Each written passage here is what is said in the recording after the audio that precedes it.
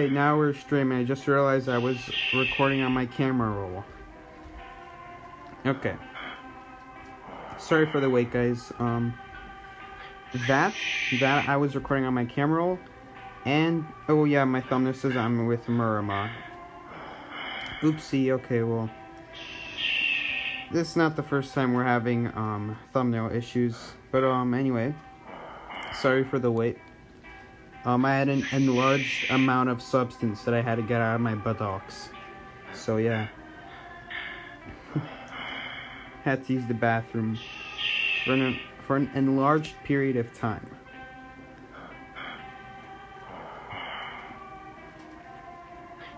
Finally, I'm up for a stream. Hey, Alive. Weren't you here for the last one as well? Anyway, hey everybody. Just started. We haven't played any single match yet. It's 7:08, but we just started right now. Good luck on your session. Thank you, Alive. We're trying to hit top 3. Well, I don't know who's we since it's mostly just me. But sorry, realistic of side of me kicking in there, but I'm trying to hit top 3. So that'll require right now it's 30 stars, which means 5 stars away, but realistically, Overthrown will probably get 1 or 2 stars, or 3, depending on how great his rank session goes. So I'll probably have to get like 7 more stars by the time I reach top 3. Yeah, top 3. Okay, and getting a match with LJS and Hako. LJS is SS and Hako is KK. Although these two are great players, I don't like matching with them because they're my competition. And if I match with them, then that means you get the same amount of points as I do. And I'm trying to beat LJS out, so we're probably going to try to avoid them next match because I do want to get ahead of LJS.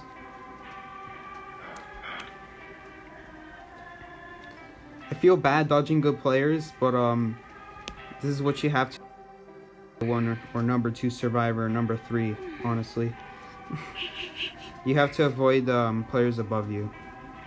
Players below you, it's fine to match with them because at that point you're above them and you have the advantage, because if you lose, everyone loses the same amount of points or close to the same amount of points. 1 or 2 points doesn't really make a big difference.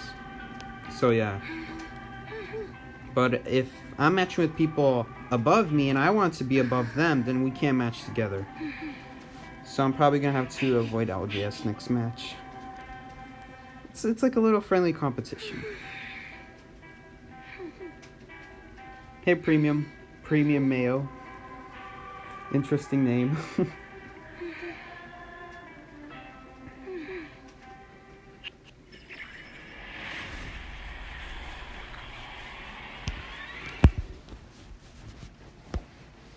But yeah, you guys might notice that I actually got my S badge for coordinator back. That is not on purpose. That is just because everyone keeps banning mercenary. This is a hunter spawn. Yep, and I see that hunter coming straight towards me, so I am moving out. That's violinist, by the way. You guys can see him clearly now. He might try to cut me off here. Let's see what he's gonna do. No, he's not. Okay. And that's good for me, because now I can use this pallet over here. Or he's going to drop the keeper.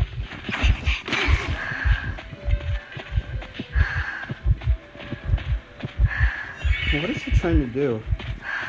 That is not how you want a violinist. Yes, we got to swing out of him. And he swings super slowly, so after he misses like that, you can actually vault over. If it was Spider, it would be super risky to vault like that, because then they could just hit you right through.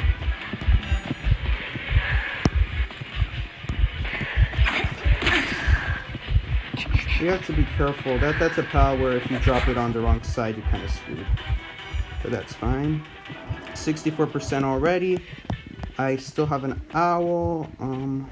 I'll probably send it right here. I'm getting a little bit of lag, but that's fine. We should be fine. He's gonna hit me right here, but that's fine. Nope, he doesn't. So he's probably just waiting for his blink. Never mind, he has peepers, I forgot. So now he's just baiting me.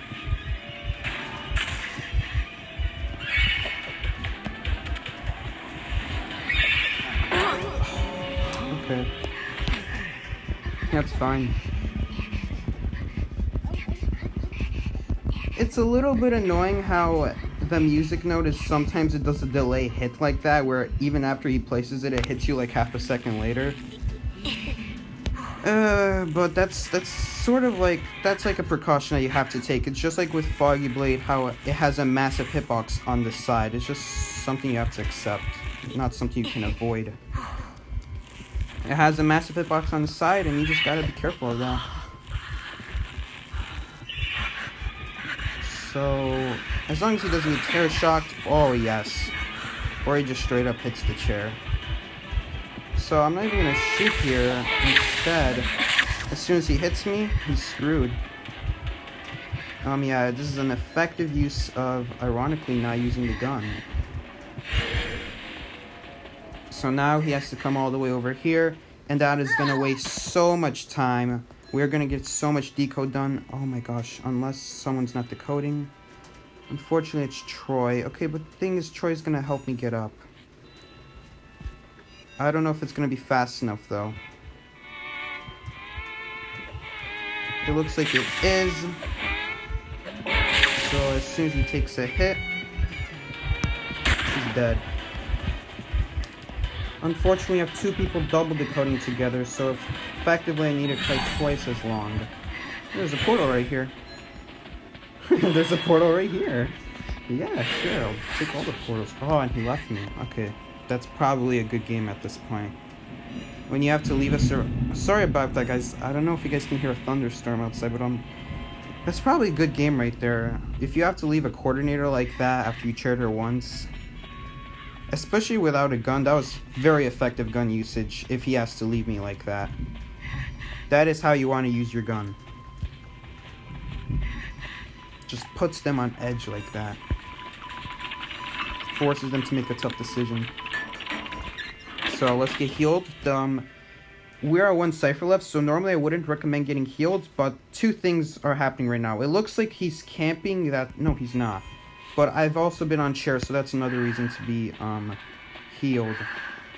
If he was like patrolling the cipher a little bit, then it would be a little bit more important to heal, because you never know when he's randomly gonna show up at the cipher. So I will go rescue. I do have Tide Turner. I should probably save it, but I don't know where Priestess is. It seems like she's at the door. And what is this? Oh, okay, I almost got hit by balloons. That would have been bad.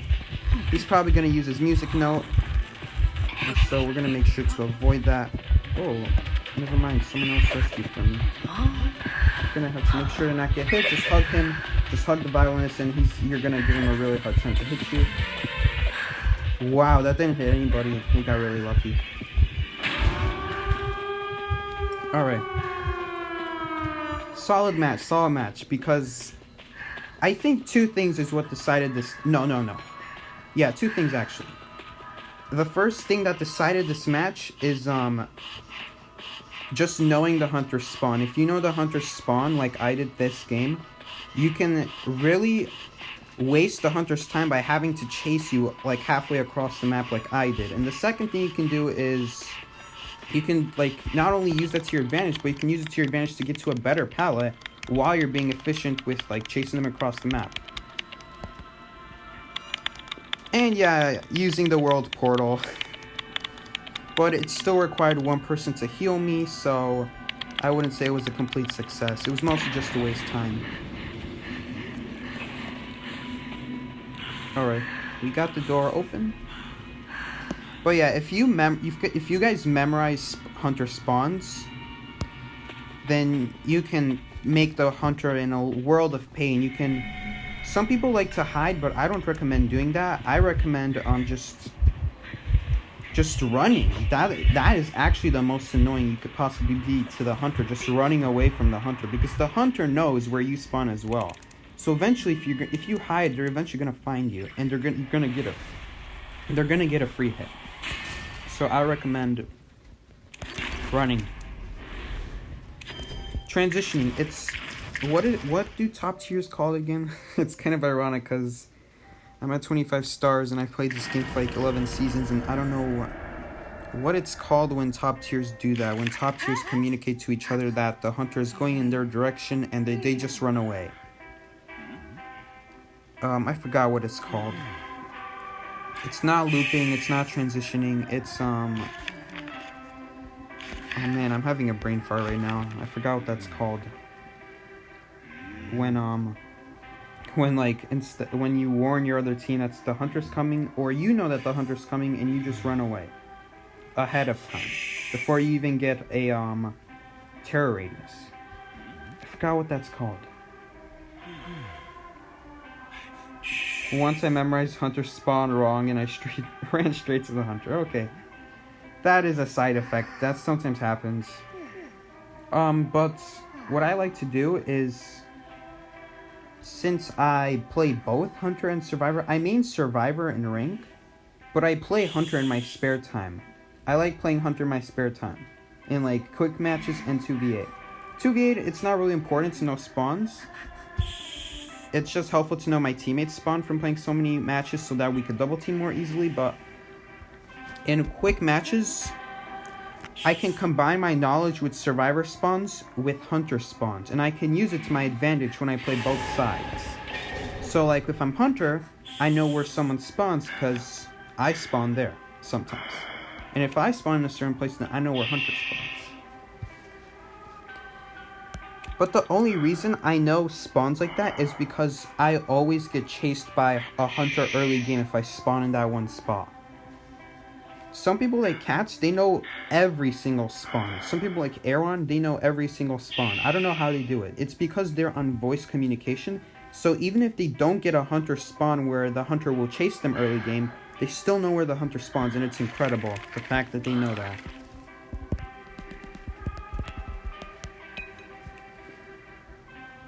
For me, because I don't use voice chat, I only know when the Hunter spawn if the Hunter could possibly chase me early game. If I get like a random spawn where I never get chased at, of course it won't be random to me, but I will identify it as a spot where the Hunter will almost never find me, almost never chase me. And the reason for that is because I'm not the nearest survivor to the Hunter spawn. So that means I never get to experience being chased first in that scenario, which means for that certain spawn, I don't actually know where the Hunter spawns. So like, let's see which spawn I get this game, and I can tell you if the Hunter will come after me or will not. That's all I can tell you. If the Hunter will come after me, then I know where they spawn. But if they don't come after me, if I know they won't come after me, then I won't know where they spawn at all. So right here, the little bit of an awkward spawn. I think the Hunter spawns from that side of Shed. Yep, he is coming right there. So this is another Hunter spawn that you have to be careful of. And it's Ripper. Ripper with the special skin, the scissor hand skin. Unfortunately, I think he saw our priestess. Yeah, he did see our priestess. I'm a little bit afraid of him chasing our priestess. LJS has been a little bit rusty the past few days with his kites. So hopefully he pulls this one out very nicely. Oh no, or am I gonna get chased? So now I'm scared. Now I'm the one who's gonna mess up. Let's see which power he breaks. It doesn't matter which one. Oh gosh, he has faster power breaking, so I'm kind of screwed. Oh no, or if he does that, I'm probably gonna get hit here. Okay, that is what you need against Ripper. You need him to mess up. And don't try to attack as Ripper. That's not really a good idea. It's very obvious when he's gonna do that. He's probably gonna go around. Yep, he is. See if he's gonna try to go back around. You know.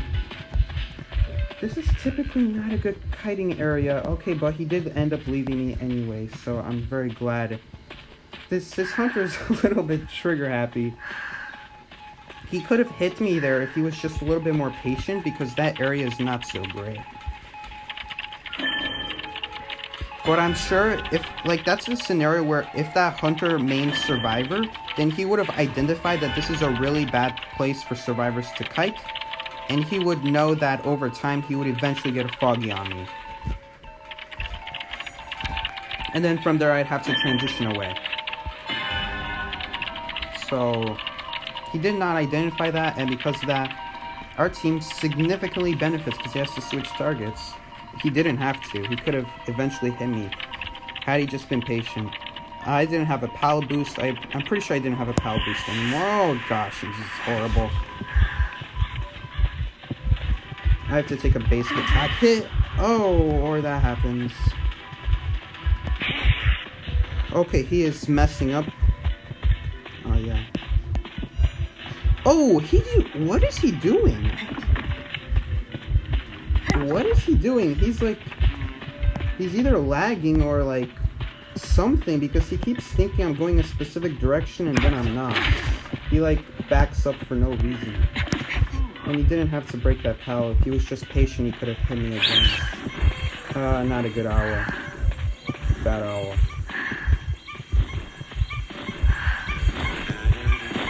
In fact, that was a really bad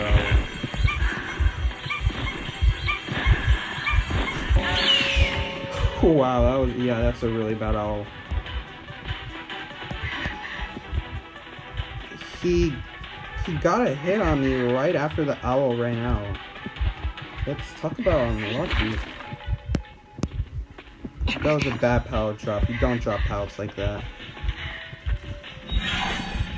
We're gonna use this boost to our advantage, and I know that's... Let's see if he tries to go for a Ripper Blade right here. No, he does not. She failed the portal.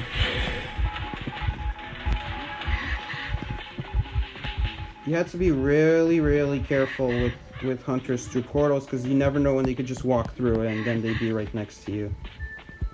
You have to be really, really careful, really, really cautious of it. And it looks like he's chasing our Gravedigger. I do need help. We are our second rescuer. I mean, our first rescue, because I'm coordinator and we don't have mercenary. And Saver's primed somehow. Well, yeah, that's it. The game's over. That was really good save for Rush. That was really good. Okay, as long as she drops a PAL at the same time she gets Foggy Bladed, then she can't get double hit. Okay, that was their super fast teleport. I don't even think anyone had time to reach that gate before he teleported. You know what? I think I will stick with LJS and Hako today. Normally I avoid them, but it seems like we're getting a good hunter matchups. Good luck when we match them. So this means, even though I won't gain more points than LGS, it'll mean that I'm still gaining more points than QC and Overthrown. So that's really all that matters.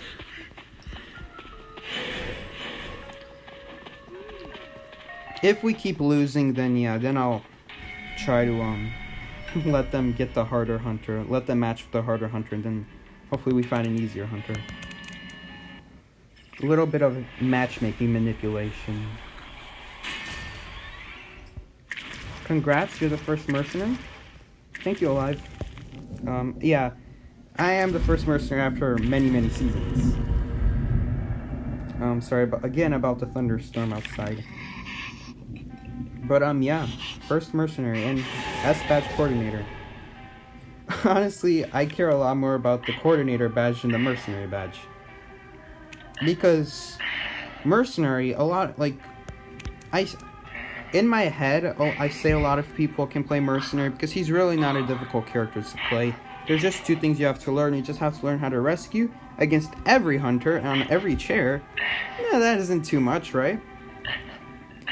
And, how to use your elbow pads. Those are the two things you need to know. But coordinator, oh my gosh. Coordinator is a whole nother beast. With coordinator, you need to know how to kite, and know how to kite darn well, because you only have a gun. Other characters have, like, perfumes, portals, seer owls. You only have a single gun. So you really know not only know how to use your gun effectively, but just kiting without the gun, without trying to kite as long as possible without using it. Okay, so he is giving me mercenary. I'm not sure why. If it's clown, then it's a good thing that he's giving me mercenary, because a lot of the times I can avoid a double hit from clown. I can rescue faster than the clown can hit me. Twice. So obviously it depends on a little bit of luck, because I would need a frame perfect rescue. But it just, as long as I get it, then you won't get double, like I won't get double hit by clown. So it is clown. Okay.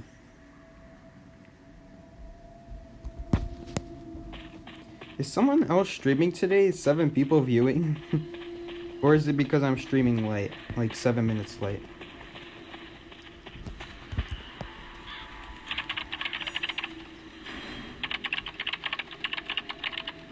If he finds me early game, I'm probably gonna get hit. He doesn't have a modified drill equipped.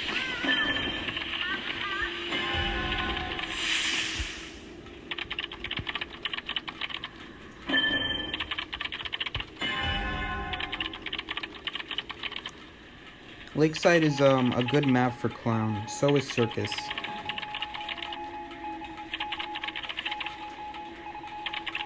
And the thing about this clown player is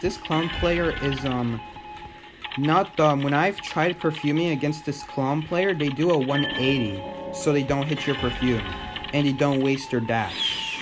So when your perfume runs out, you end up taking the hit. So certainly not a dumb clown player. This is a very advanced clown player, and I think Troy just single-handedly experienced that.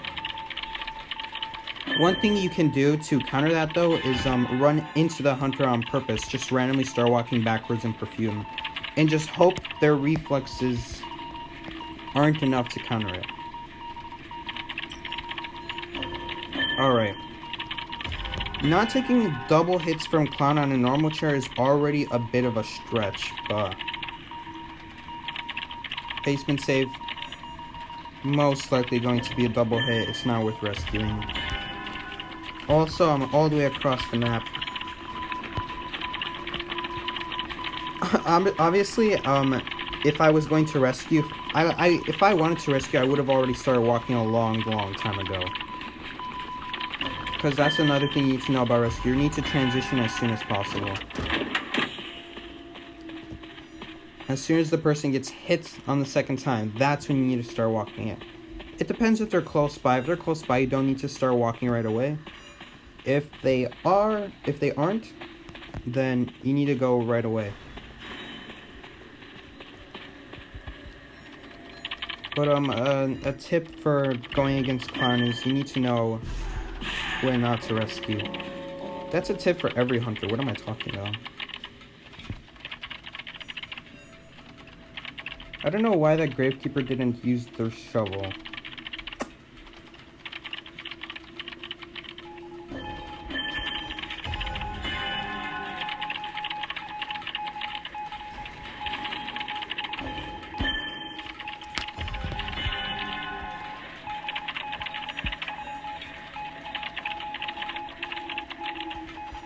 We're probably gonna lose this game.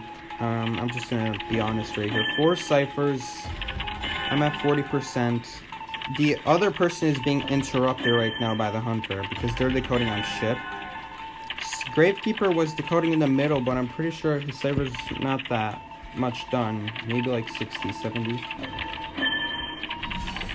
So that still leaves 1 entire cipher we need to finish. And that's assuming, like, that's not even counting the amount of time it takes to walk back to my ciphers, so yeah. Prisoner right here would actually be the perfect scenario. Because the cipher is all the way in the corner of the map, it's really annoying to walk to, but Prisoner's circuit box, it actually helps with that.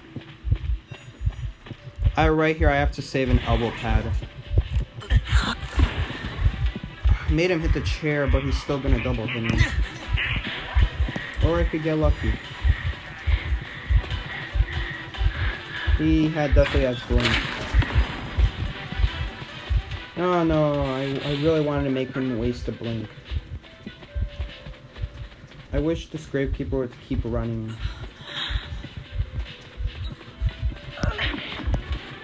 Yeah, there's the blink.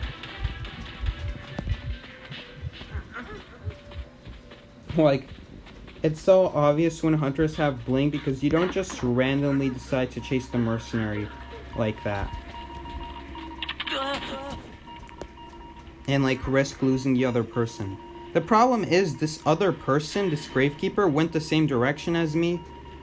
So he didn't end up actually losing him. In fact, for a moment, gravekeeper stopped moving entirely. So when you have Tighturner, you never want to stop moving. You always want to be on the move. So that way you separate yourself from the mercenary.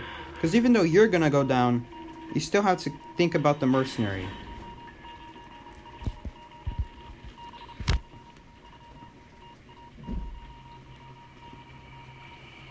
Anyway, unfortunately, just didn't have a good early game kite that game. Perfumer is a good counter against Clown, but I think we all know how Troy got played by the Clown. Clown definitely did a 180 as soon as he perfumed. So yeah, that's the end of that. 25 stars, 31 points, still looking solid.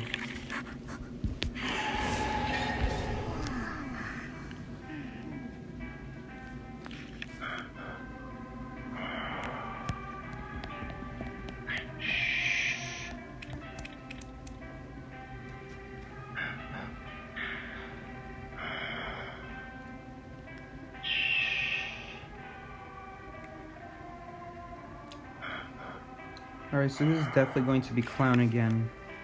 Because Priestess is the counter to Clown.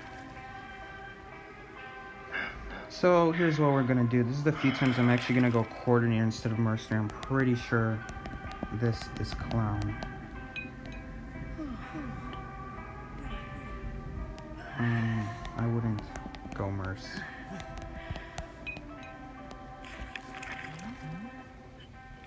So we're going to want an anti-Clown team. If it's Violinist, it's not the end of the world because I can kite Violinists relatively easily as Coordinator. It's not too much of an issue. If it's Feaster, some weird hunter that bans Priestess, it won't be much of an issue either.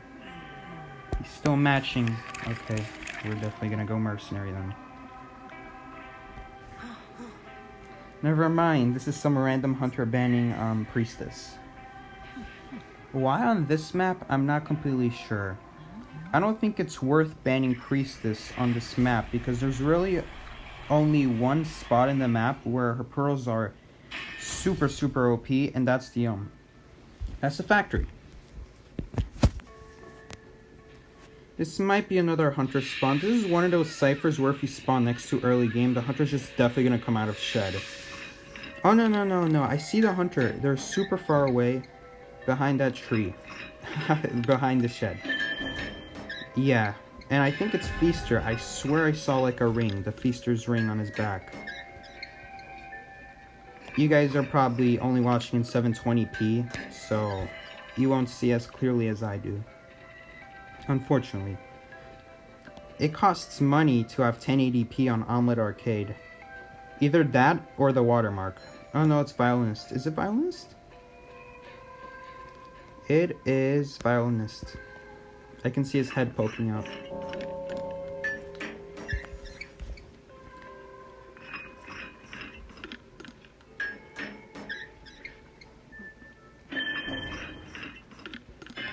Yeah, but that cipher right over there in that corner is a scary one because half the time hunters do come to you on that cipher. So it's hard to judge on that cipher. Especially since Seer spawned next to me. When two people spawn next to each other like that, next to that cipher, usually it means Hunter spawned next to Shed, and they're coming straight to your direction.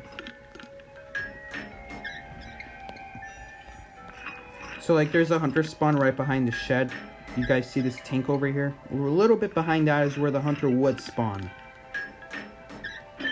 Whenever I play Hunter, that's usually where I spawn.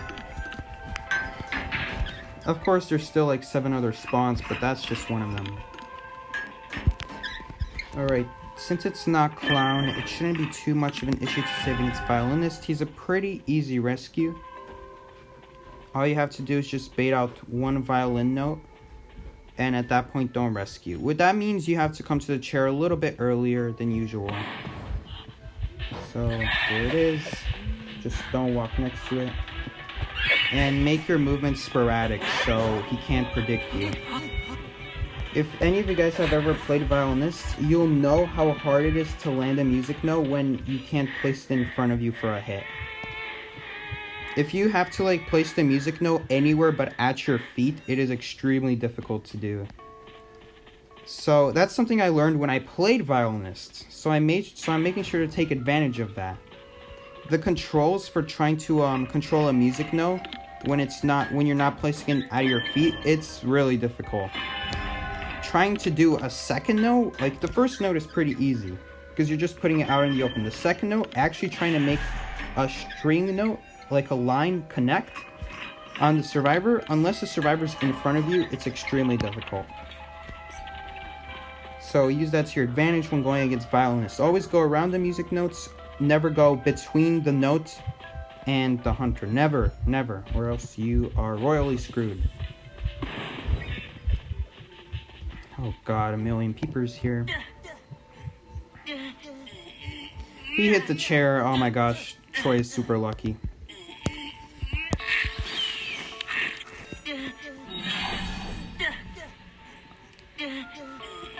Troy also has 2 layers of notes on him, so he decodes 30% slower. I don't know. I guess I'm decoding right here, so he may as well help out. No reason to stop decoding because we're probably gonna finish our cipher before Seer as long as we keep it this up. Yeah, we finished it before him. So now Troy can go ahead and remove the notes. LJS will probably have to start opening the door, and I will warn when the hunter's coming near. Maybe I can actually use my footsteps to bait the hunter. This is something I like to do as a mercenary. Use my footsteps to try to bait the hunter without actually revealing that I'm the mercenary. But it looks like he found perfumers, so unfortunately it did not work. If he only saw me, then I could have stalled and elbow padded to gate. I thought LGS was going to decode this door. Slight accident by me. It looks like he walked all the way across the map because he's just about to finish it. That was a big mistake by that hunter. I'm not sure if Seer has the gate open. No, he does not. So we are very easily going to get this rescue before the half mark as well. So if I need to rescue again, then I can do it. Otherwise, I'm going to have Troy focus on decoding the gate. And I'll be on standby. I won't be next to the chair. I don't want to get too close to it, but I definitely want to be in range if the hunter decides to rush this other gate right here. So he'll see an earmark right about now. Let's see if he turns back. Usually when hunters see an earmark, they just turn back. So yeah, he saw an earmark. So he turned right away, right back.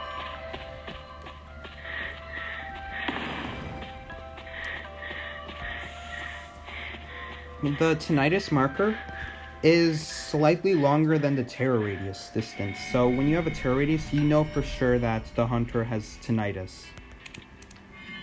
So you can, once again, you can kind of use that to your advantage. By not doing anything, you're actually doing something. Because even though it looks like I'm doing nothing, just hiding in the snow, I'm actually triggering his tinnitus. And then in my head, I know not to rescue because in the hunter's head, they're probably thinking to go back to the chair. So it's like if I were the hunter, what would I be thinking? It's sort of like that kind of game. And if I were the hunter, I would have went back to chair. And that is exactly what he did. So you can kind of read the hunter's moods like a book.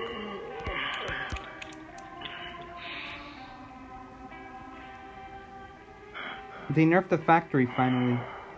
For arms factory. Yes, they did, but not exactly.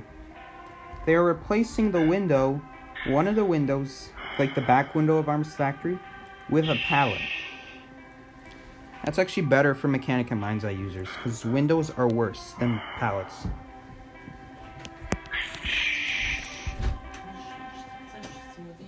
Uh-huh.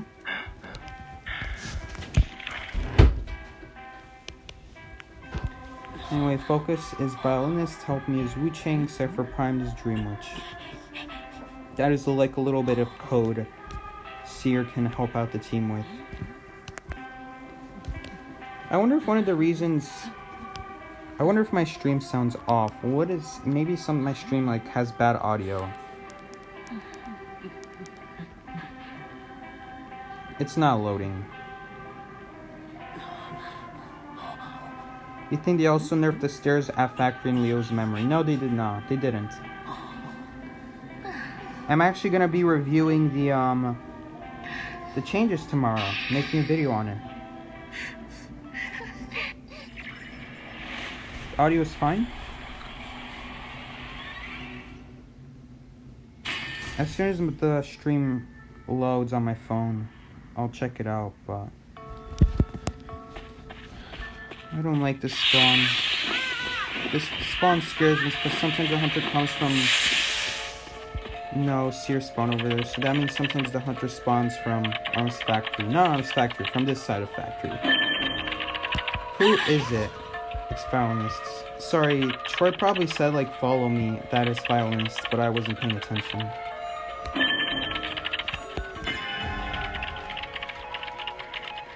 It's fine? I don't know, you guys say it's fine, but let me listen to myself.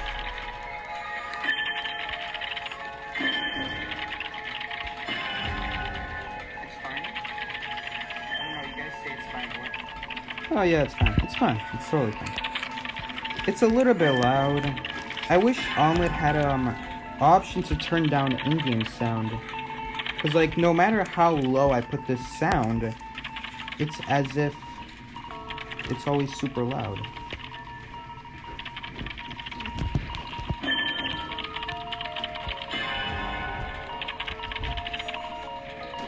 Smoothie?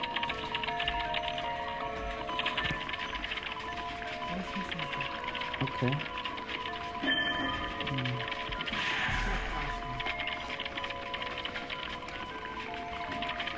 Here's Dobra. Okay, bye.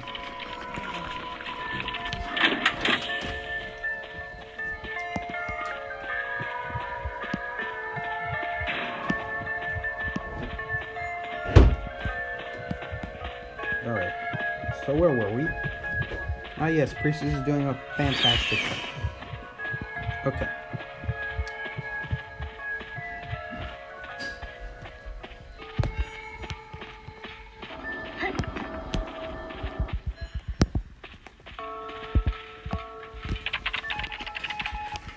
There's a sound effect for when Priestess is like selecting targets to select the portal to. So I used to buy that wall and spam the bottom in case she sends a portal to me. Because at this point in the game, it's still 3 ciphers left. It's a good idea to get healed up. Plus she heals up super fast, so why not? It's not a big time waste at all.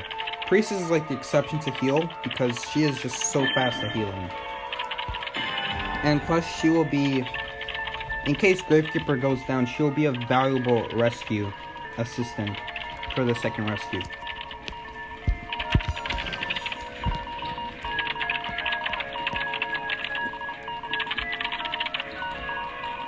Seems like we have 3 ciphers being decoded right now. Is there a cipher right there? Yeah, there is. We also have Gravekeeper cipher. I don't know if he started a new one and like he's maybe he's at 55, like 50% or something like that. I'm not sure. Because the hunter event at one point switched targets. So I will rescue again. Basically it's the same thing over and over and over against Violinists when it comes to rescuing. You guys are gonna see right here. It's just the same thing over and over. Fade out the note. Be careful not to get hit. Okay, I got hit. should have shot. Okay, so he got lucky right there. Those are like one of the few times where you get lucky with the prediction.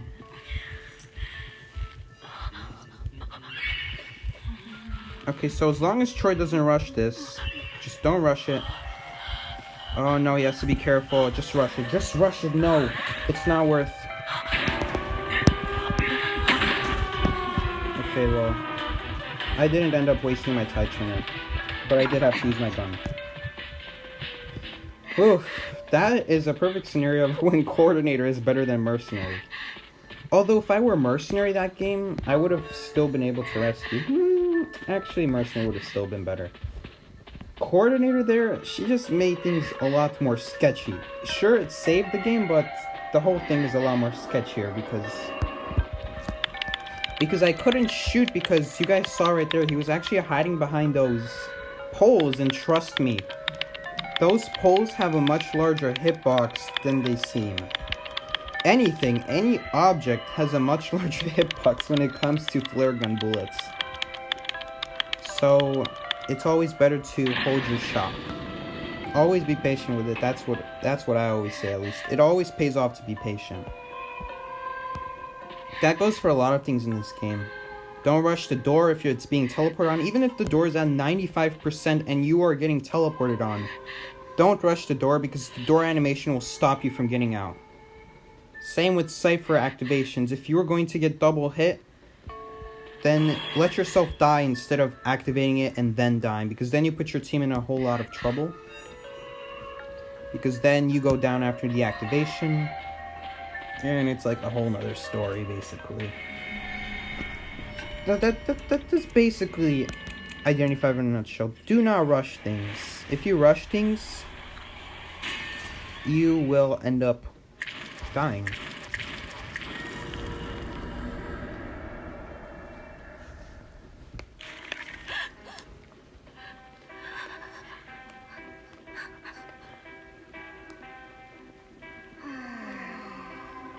Okay, but seriously though, that save was terrible. I mean, I still could have done something better. Yes, he did get lucky, but I kind of made it easier for him by walking slightly in front of the note.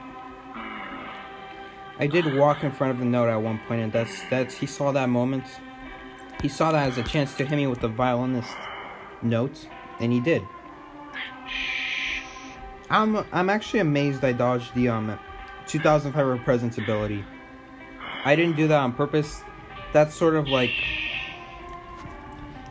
just like a moment where you just sit still and hope. Just pray to God you don't get hit. Because seriously, unless you're on the side, it's basically impossible to dodge that string note. The final presence ability, you have to be on the side. Or next to it. If you're next to the original one, then you won't get hit either.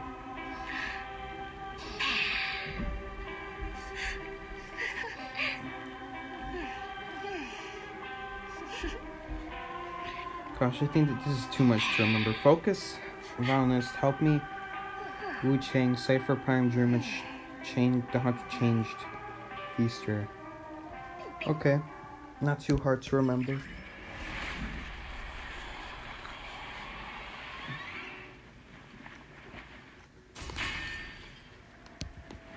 I liked his old way of communicating. His old way was like Focus, Feaster. And that was really helpful because they both started with F, so it was easy to remember. Focus, Feaster, or Follow, Feaster. Now he's like doing Change Direction, Feaster. That's 3 whole words to remember, man, and neither of them start with an F. Except Feaster itself. And Troy forgot to say Help Me if it's Dreamwitch. Okay.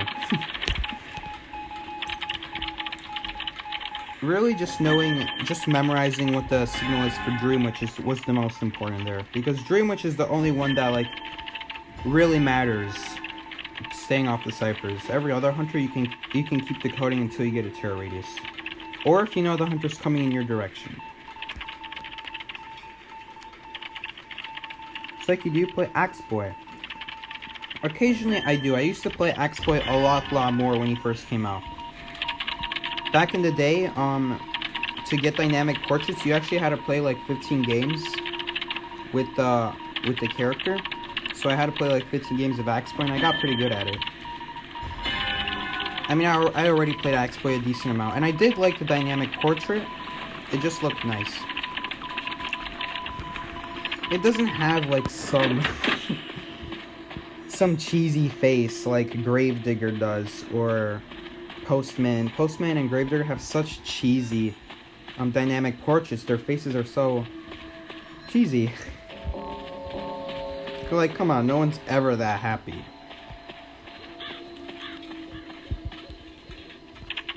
Axe Boy is kind of like, you know, he doesn't show emotion, but...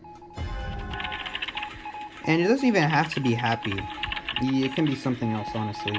No one really knows why Axe Boy is raising his hands up in the air in my dynamic portrait. But yeah, I do like to play Axe Boy sometimes. He's a solid character. That's why I'm excited for his buff. I can't wait. Yeah, this is what you have to do against Dream Witch, by the way. If you get found by a servant from far... Is that a servant? Is that a patroller? Yeah, it's a patroller. Yeah, she was gonna go for the terror shock right there. Sir, I don't like how you're going after me. Hit the shovel.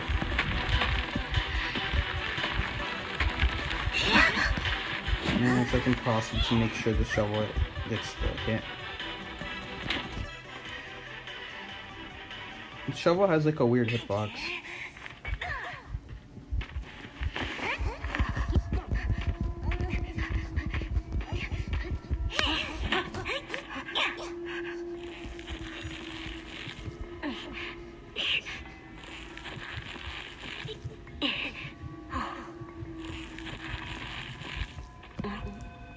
Well, that was the fastest leech remove I've ever seen. It's instantly gone, just like that. Although at this point, we're probably not going to win the game, and the reason I think that's because Dream Witch has a ridiculously OP Berserker attack that makes it impossible to get away from. And she has blinks and patrollers, and even if you do manage to get away, there are so many problems with Dream Witch, honestly. I feel like the thing about Dream Witch is if your servant has an unused trait, if you immediately switch it to something like Blink, then you instantly have a Blink, and that needs to be balanced. And here's why that needs to be balanced, because think about it. Patroller has a cooldown of 90 seconds, and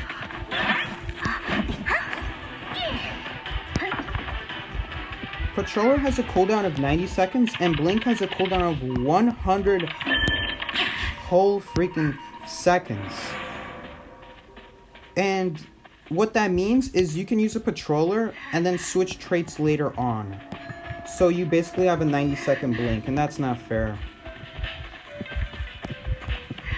I feel like that's something that needs to be fixed. Like, they should add a extra 50 seconds when you switch to Blink. What do you guys think about that? Should you, like, have to wait an extra 50 seconds? Because Blink is the longest cooldown trait in the game.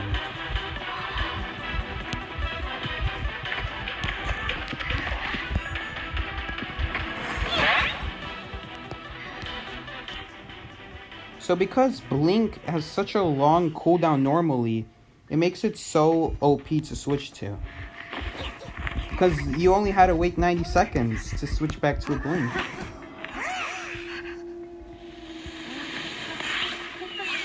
Obviously, you can't do it more than once after that, since you've already switched traits, but that doesn't mean your other servants who also had a Patroller ready now also switched to Blink. And now they also have an instant Blink ready, and it's just not fair, because now every servant gets a 90-second Blink, basically.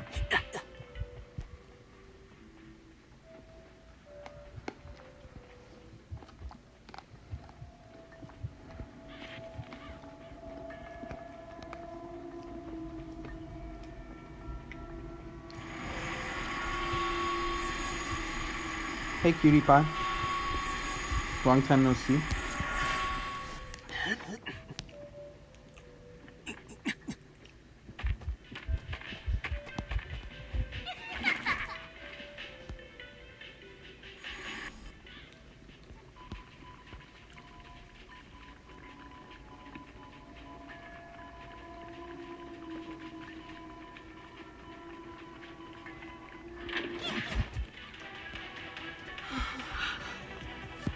Who said focus on the coding?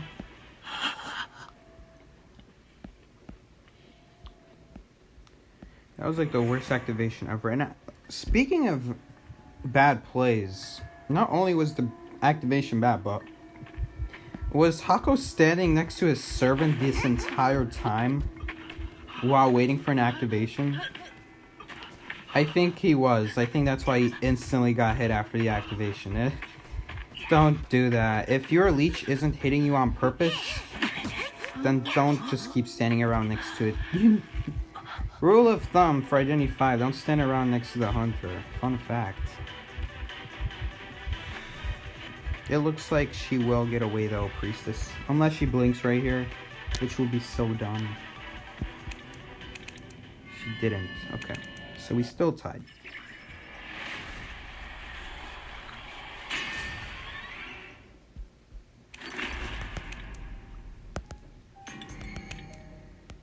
Okay. 26 stars now.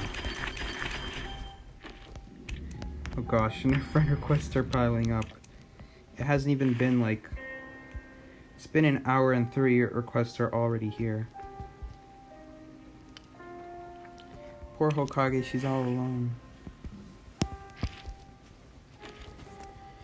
We are gonna wait for Troy to be back, I guess.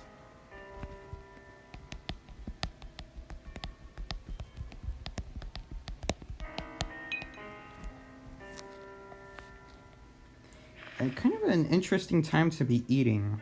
If he's in my time zone, he would be eating at 8 o'clock in the evening. If he's in the East time zone, for US, he is eating at 9 o'clock. Is this normally when Americans eat dinner? I eat dinner like 3 or 4 in the afternoon. Slight survivor break. We're gonna wait for Troy to come back.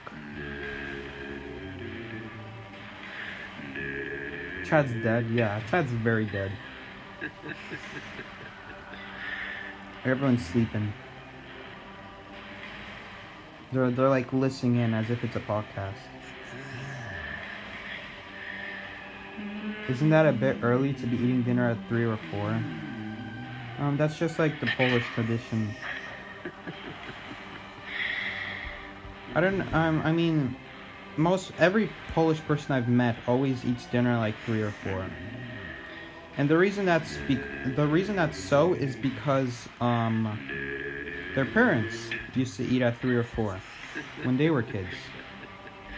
So it's kind of like a tradition. You would still be full from lunch. We don't have a lunch. We have breakfasts, and then there's dinner at 3.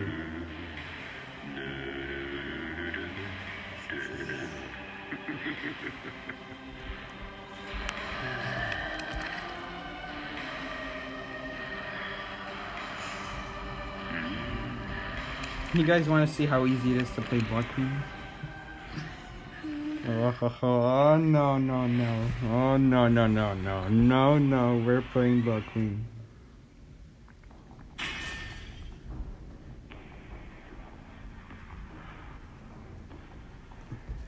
All right.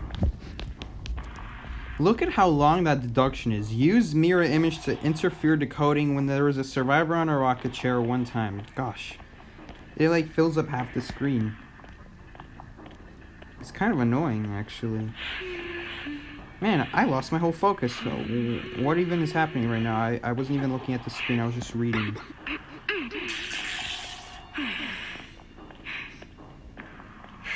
Oh, there you are.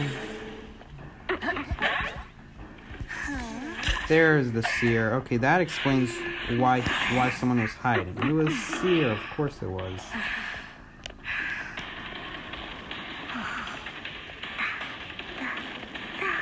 Gonna cut him off right here so he can't reach that power. And now he's forced to use an owl right here, which means free mirror for me. Or blink, whichever one comes first. This is the thing about Blood Queen. If you allow her to hit you without needing to what's my card I'm trying to forgot what I was saying. If you let Blood Queen hit you without a mirror, then you're forced to use like a perfume or like an owl, and then it's gonna be on cooldown, and then you won't have anything for the next mirror. And so then you get screwed. It's more important for Perfumer though, because Perfumer is the one that has multiple perfumes. But she has a cooldown between each one. Oh, that would have been a sick double hit.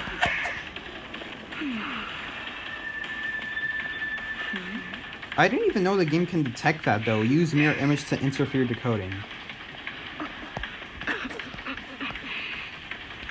That's pretty cool. Although it's not cool that the game's encouraging Blood Queen playstyles to play like this, because it's very annoying as Survivor.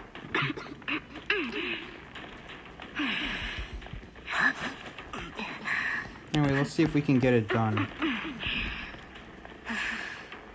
I don't know if we can get it done because it doesn't seem like anyone's decoding nearby. No one's on that cipher because I don't see a shadow there. He's going to rescue? He's probably going to use a shovel right here. He's not. He does realize, like, it's not instant like a perfume, right? Why isn't he using a shovel? Okay.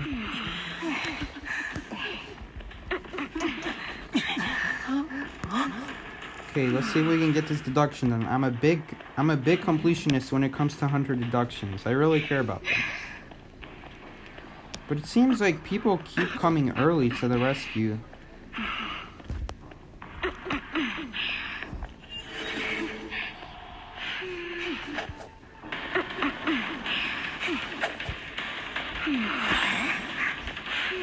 Let's see if I can actually get my mirror to help out here. No, of course there's no target to turn to. Of course there wouldn't be. Wait, how did I finish my deduction right there? Okay, I'm very confused. May as well get a hit on her because Gravekeeper is going to be annoying.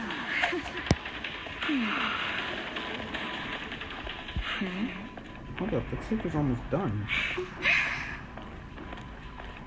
I can't let him have it. Where is this priestess?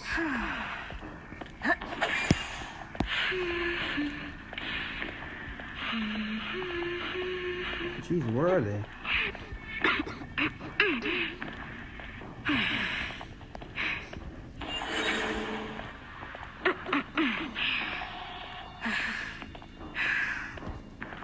Where the heck is everybody? I mean, there's Seer. Or Gravedigger, I should say.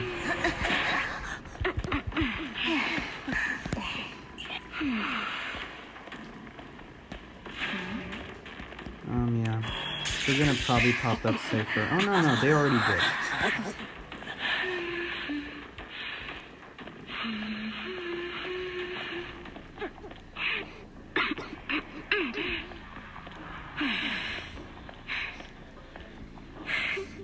Is that primed? I don't think it is.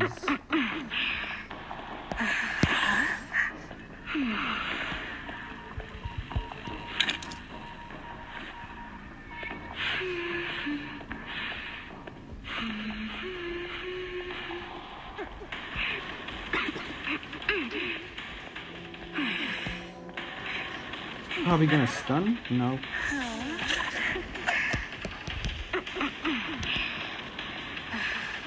Is he gonna use this power? Yes, he is. But I won't even need a mirror.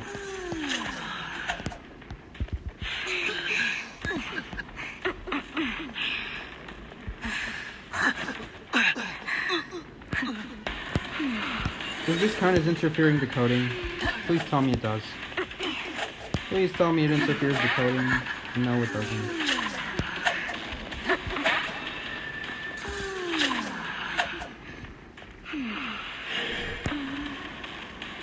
Got nowhere to go to now, huh?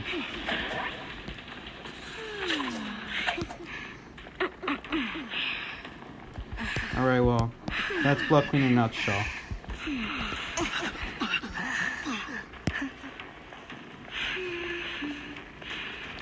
Hey, more points.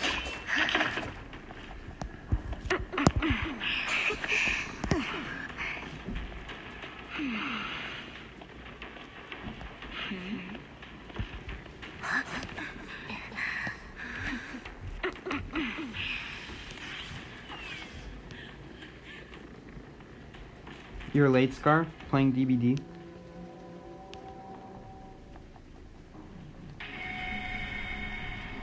I'm ranking Hunter now. No. It's just Troy had to go eat at a very strange time.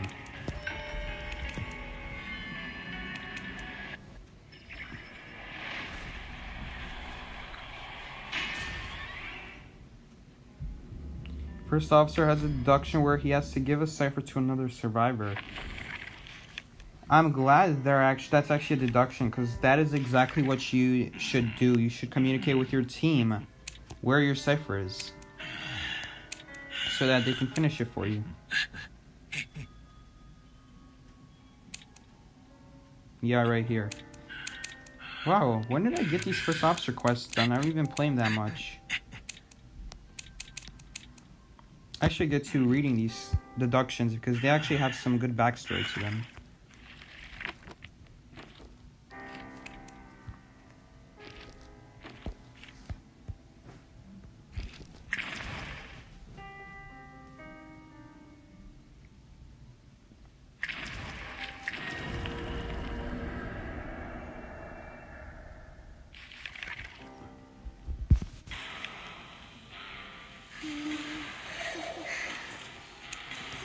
Oh, this one's gonna be super easy. The survivors after switching positions.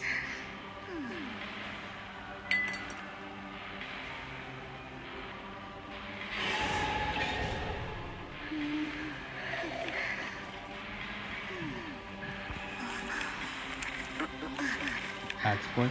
Sure. Terror shock survivors, oh gosh. That's the last quest left. It's always the worst. How's your photographer? It's like any other person's photographer.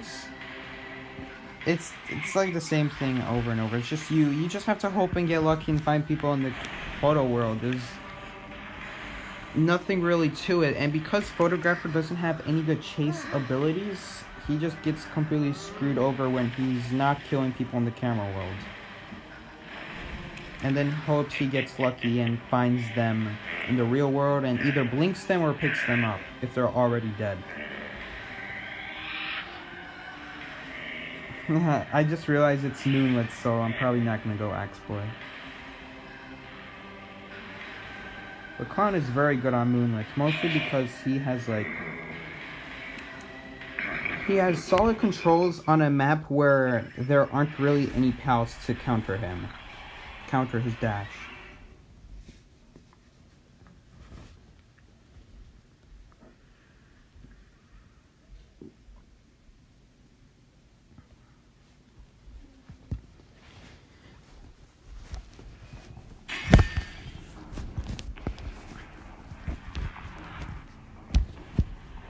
The one thing with Clown is you just have to know infinite rocket locations. Do they have a mercenary? They do have a mercenary, so...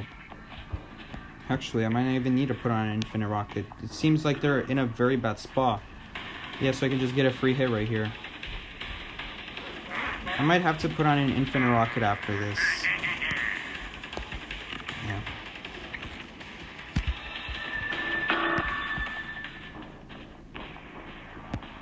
Not gonna infinite rocket yet, because this place has a lot of solid pallet locations. That's not one of them. But yeah, in case she were to go over there to those two pallets over there, next to that cipher, then I would have been kind of screwed because... And then again, she is Mind's Eye. So... It wouldn't be so bad.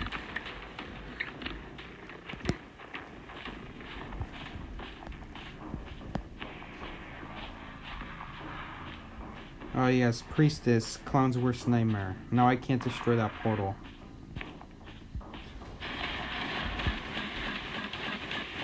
Oh, fine. No. I'm putting another one on and I'm hitting you.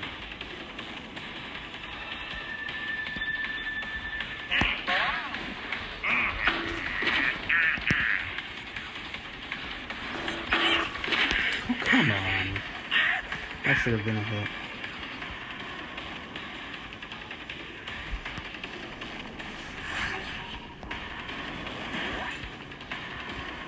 But yeah, there's a seer right here. May as well take advantage of it. Why am I running that trait, by the way? Oh, I'm running my 2v8 build. That's why. I'm using my 2v8 clown build. Oopsies. Yeah, my bad. I'm using the wrong build.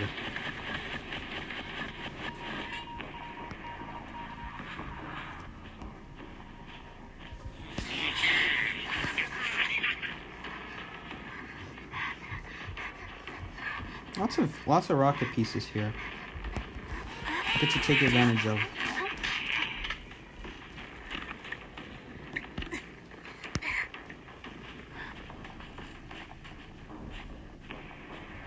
I don't think anyone's gonna come rescue.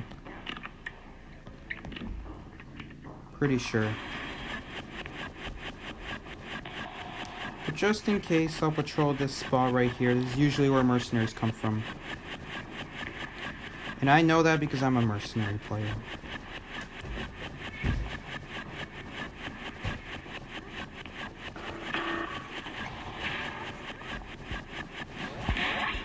Alright. How to make sure I don't accidentally hit the pallet right there.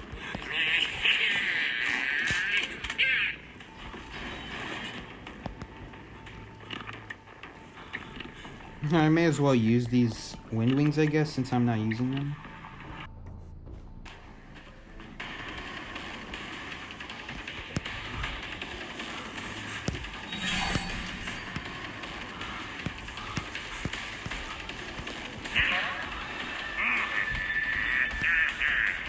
Those wind wings weren't actually that much faster than a regular attack. Now that I think about it, yeah, they nerfed it a long time ago. A long time ago, they nerfed wind wings. I don't know why they did it. They did it because of the recovery, but it really wasn't that bad. And I think Clown needed it. But I'm not worried because this seer has modified drill on him. So actually, I can even leave him because he has modified drill on him and go after this priestess. And now they can't decode the cipher. Oh, why did he... Okay, that was a lucky hit.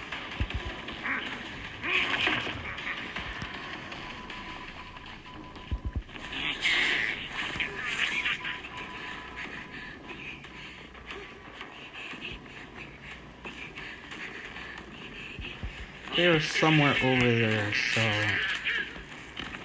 I'm just gonna modify drill whoever. The mercenary already has... No. He healed up, so he doesn't have a modified drill anymore. Hopefully I can hit the seer again. Yep. But mercenary does not have a modified drill, so that's something to remember. I am running, because I'm using my 2v8 build, it's actually partially anti-priestess. Oh yeah, Rage and Desperate Fight definitely coming in car right now. Basically 80% reduced stun. I think I can just straight up walk through pallets now. They won't do anything. Yeah.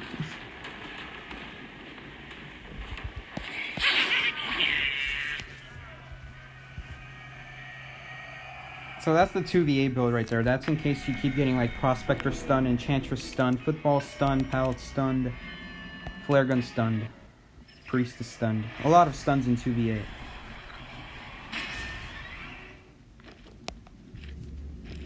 Is Troy back yet? He would have messaged me, I'm pretty sure. Psyche playing Hunter? My duo had to go. He's gonna be back soon.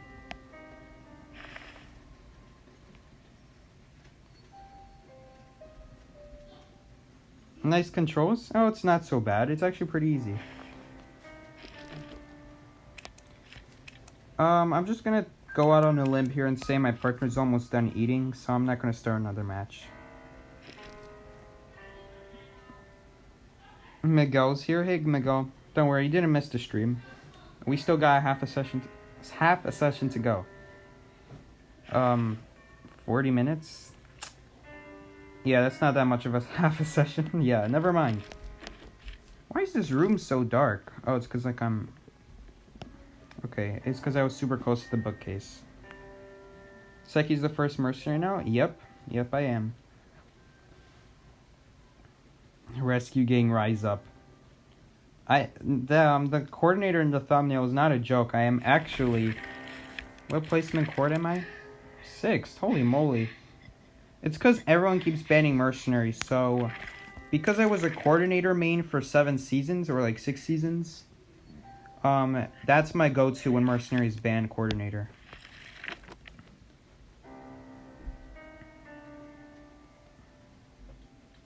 And you would not believe how many times people keep banning mercenary. It's like they seriously think... I don't know, maybe maybe most people in this game are so used to mercenary that they've never played around with other rescuers, so they struggle. But for me, well, because I'm me, I can never change who I am. I know how to play coordinator, so every time they ban mercenary, I just go coordinator every time, and it's almost 90% of the time, mercenary or coordinator makes no difference because I know how to play both. When are you reaching top 3? I'm trying to go as fast as possible. Right now, 4 stars behind. Luckily, Overthrown is having a very bad session. He's still at 30 stars. After, like, an hour and 20 minutes.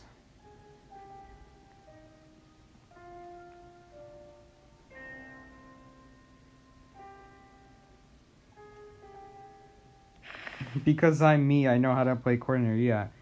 I was about to say maybe if I switched accounts, but then I remembered I'm still me. I can still play coordinator.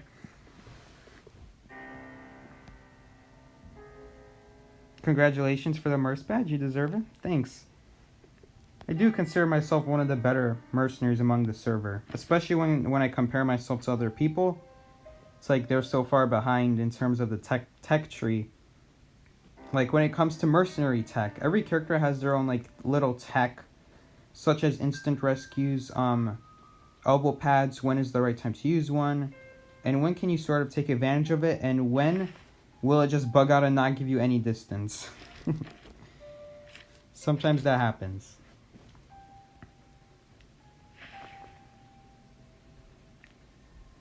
Mercenary's the only rescuer you can't stuff.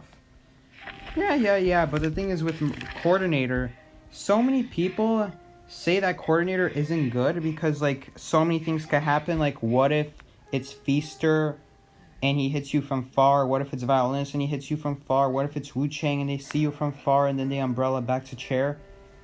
All of that is countered by just shooting the hunter after they hit you. All of that, because what that means is now the Feaster can't put a tentacle. He's stunned.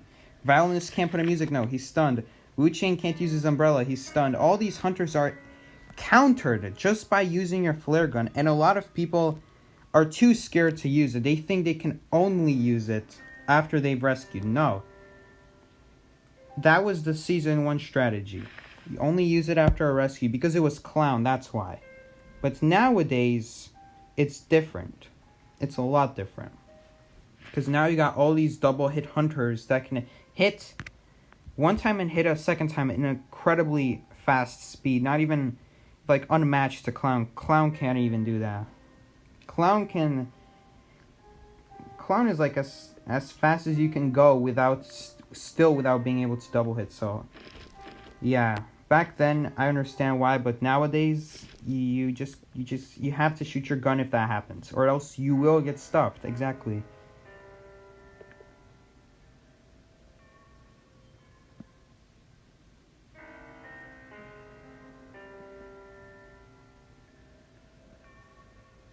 This new AC is pretty loud, even though it has the word quiet on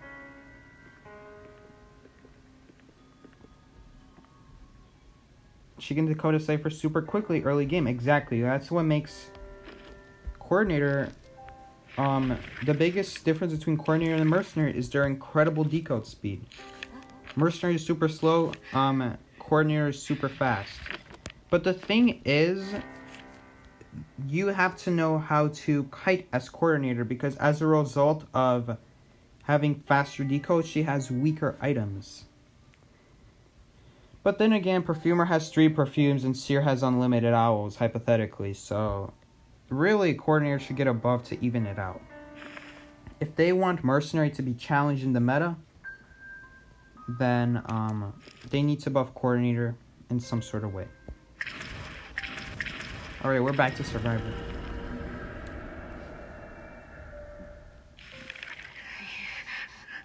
And like, that's not to mention that she's already such a difficult survivor to rescue with. It took me months and months of practice with Coordinator to finally understand how to counter every hunter. Now that I've understood it, I can teach you guys, and you guys don't have to take months and months to learn it. You guys can just listen to the advice and boom, just like that. You just have to shoot the hunter. There isn't even anything like super skilled about it, really. You just have to press a button and, you know, Coordinator shoots her gun. That's it.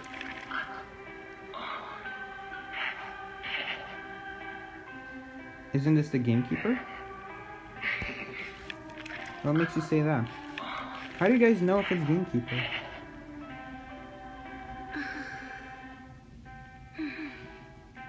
I remember Troy played gamekeeper pretty good.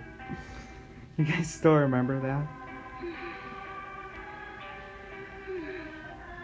It was like a 2v8 match. I did one 2v8 match with Troy.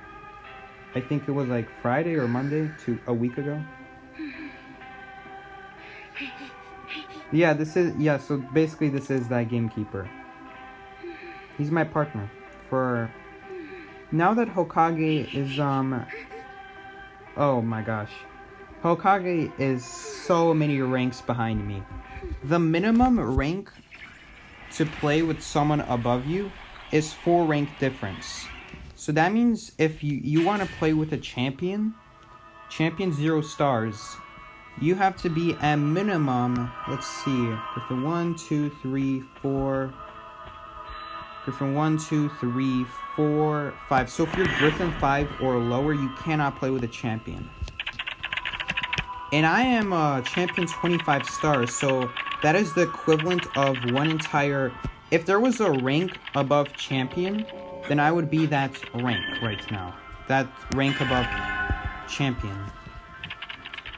So that makes me a whole 9 tiers ahead of Hokage. Every 5 stars, a champion is considered a new rank.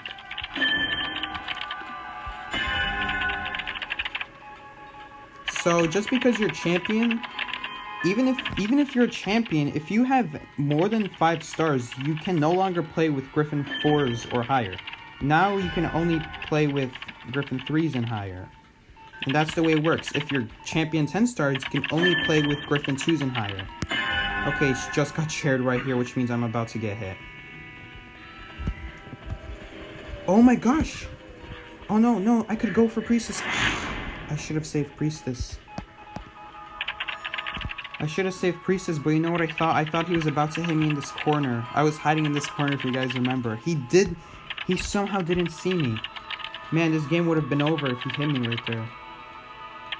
This game would have been over for the photographer if I rescued Priestess, though. Oh, man. The tier 7 is a cipher machine? Nah, that would be dumb. Why would I want to be a machine? I want to be a champion.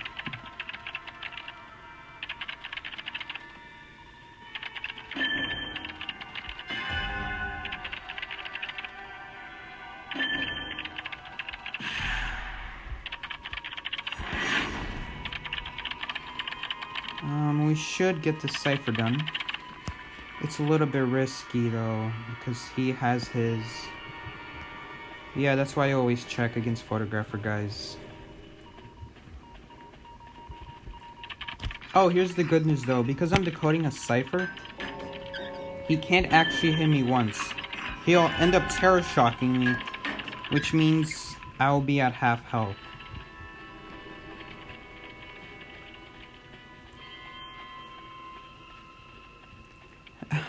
Ellie rescued a mirror image. That's epic.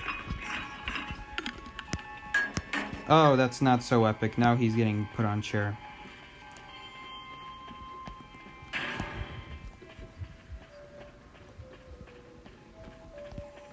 Oh my gosh, we need to go rescue him, otherwise he's going down. Come on! Did I rescue him? I did. He's definitely gonna blink me, so adios. And I'm definitely gonna keep elbow padding away if I have to, because I do not want to get blinked. But yeah, if I didn't save Ellie right there, he definitely would have ended up on chair. Like bet. Let's see if Troy goes through his portal. Is this cipher being decoded? Yeah, it's 25%. You know what? Let's just go ahead over here. Finish my cipher. Okay, it's camera time. It's this close to hiding. Now if he finds me, he's gonna hit me once.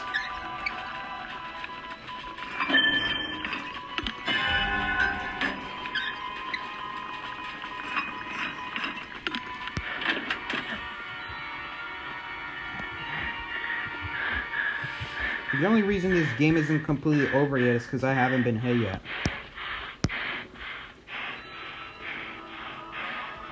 Okay, that's fine. He double hit me, that's fine. I can still get healed. What I'm afraid of is photographers not hitting me more than once. That's when it's scary. I don't know where he's gonna chair me actually. It might be this chair. If it is this chair, no it's not. It's that chair over there. I'm actually gonna go hide behind this shed. And cross my fingers he finds someone else. Okay, he did. I don't like how she's coming towards me though. 2 ciphers. He's chasing a full health perfumer right now, so 54%. Ellie is gonna come heal me. We are still not necessarily like gonna win this game, by the way. Like, maybe if Ellie rescues me. No, he didn't. In fact, Ellie's in a lot of trouble now. Oh, and so am I.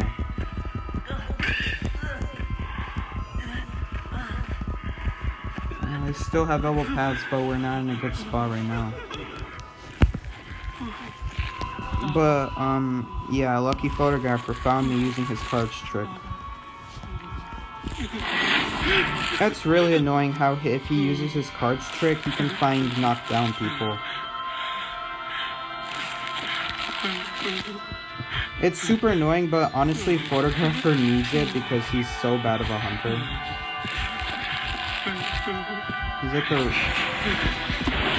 He's like not that good of a hunter.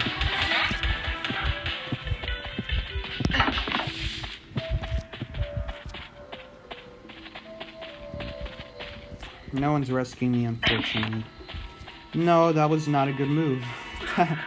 No, you don't rescue me. I wanted to be not rescued because now we have another contender for basement.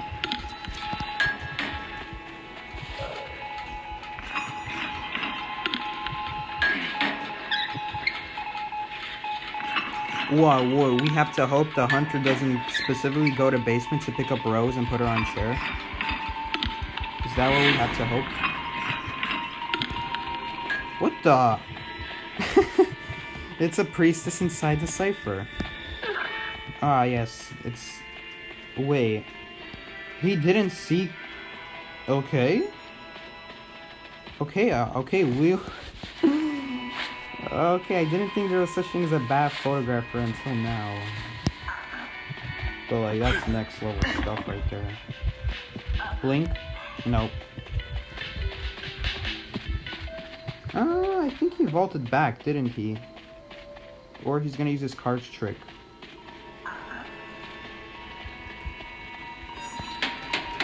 What the heck is that footstep ability called, by the way? I know every ability. What every ability is called in this game except that freaking photographer cards trick. That's what I call it, a photographer card trick. It's quite literally a card trick.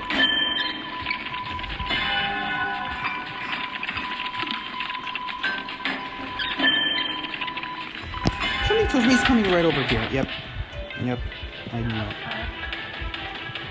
Darn, I should have expected it. Like, oh, he just randomly goes a direction where no one's in because all three of us are in the same area. I should have known.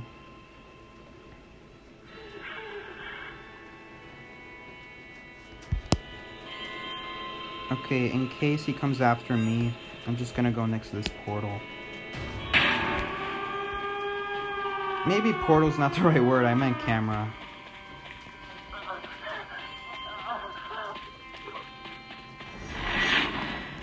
I don't remember if... Oh, wow. What's this? Priestess Paradise right here. Oh, no, that's bad. That's really bad. That's bad because now we're not in good shape either. And I really want Rose to heal me and not searching chests right now.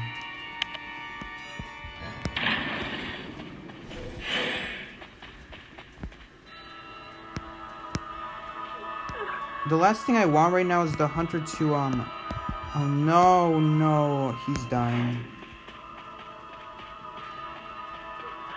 No, Ellie, you should not have done that.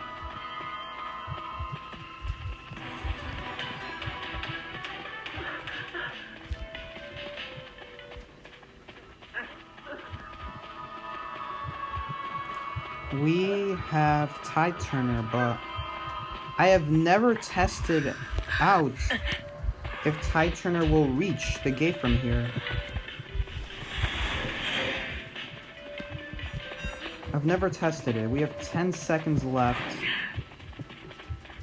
7, 6.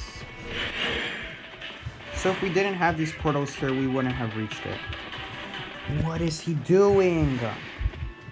Troy, do you want to die?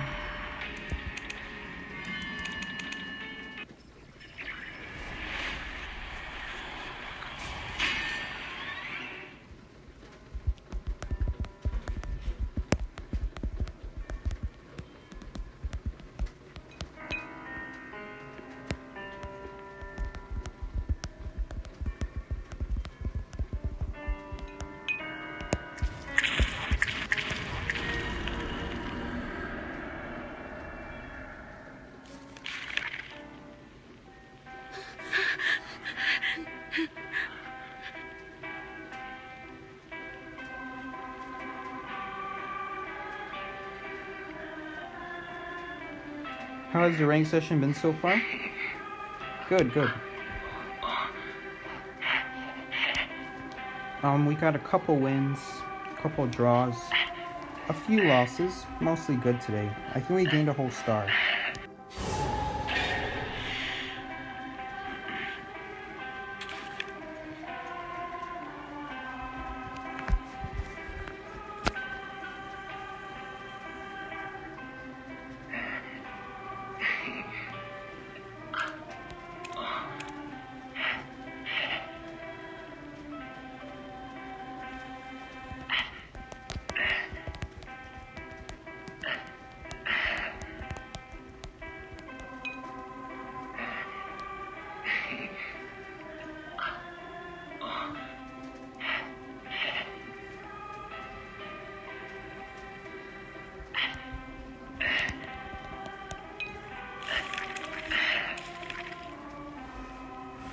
This map. Ever Sleeping Town.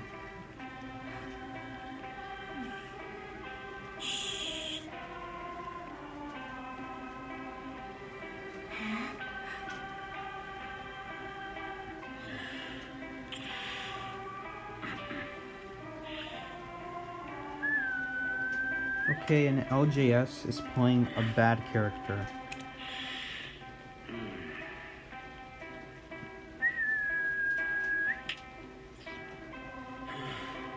If LJS gets found first and he dies after drinking a drink and he doesn't end up getting the heal, then I won't even be surprised. It always happens. Barmaids always get hit, they drink their drink, and they never heal from it. They die before that 20 seconds is up. It is so bad. Don't play barmaid, guys. So bad. Why would you rather play a character that only has one heal, and that heal doesn't even happen until 20 seconds later, assuming you don't get hit? Why would you play that when you could play Perfumer? 3 heals and it's instant.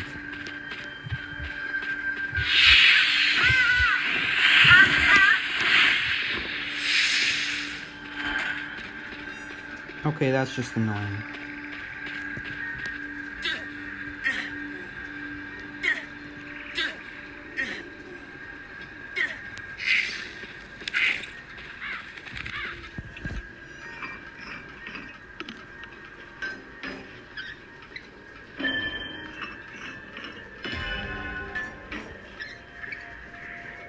Oh, by the way, if you're riding the tram and a violinist uses a music note on you inside the tram, then it counts as a hit. Does it though, actually? Because you're technically on a height. You'll be slightly above the music note because that tram is like heightened. It has a height. It's slightly above the ground. I don't know. That's something to test out, but I'm pretty sure you'll get knocked off.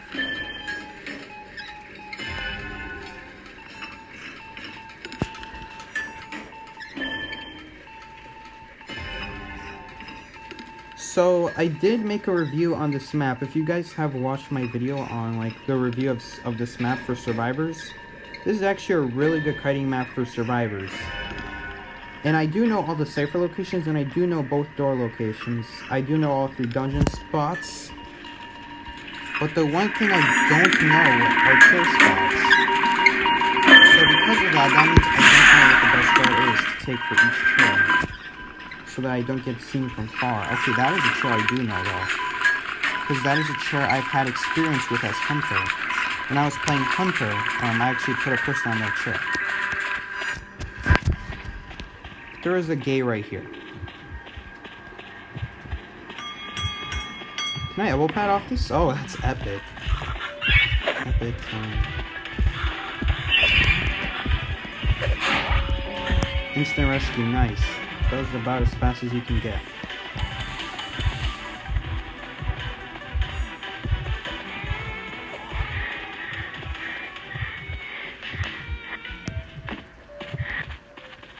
You got here really fast though. The thing is with that PAL location right there, guys, is that's not a good PAL location. And the main reason it's not a good PAL location is because as soon as you drop one pallet, the hunter will be able to go around. Oh, or he just didn't drop any pallet.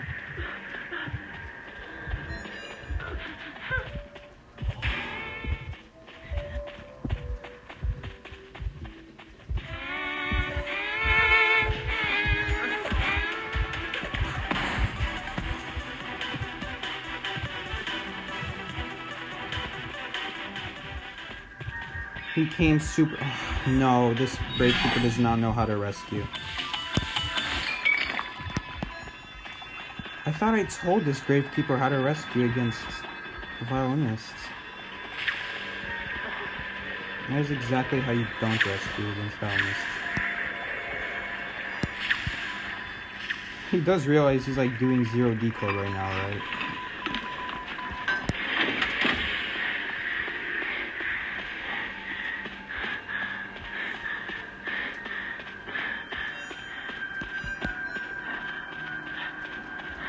The dungeon is here.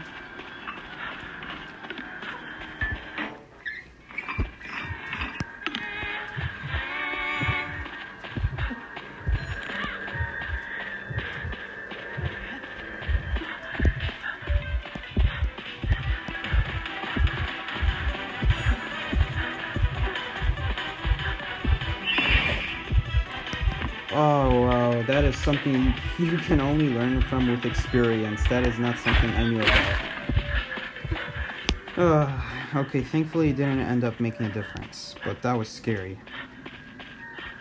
Those are like one of those elbow pads where you can only learn with time, and then just after that, remember to never do it again.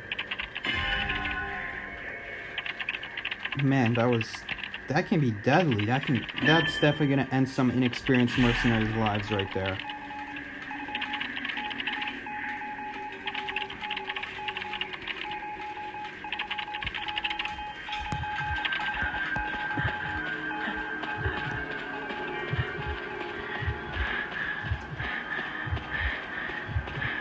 Walk in a circle.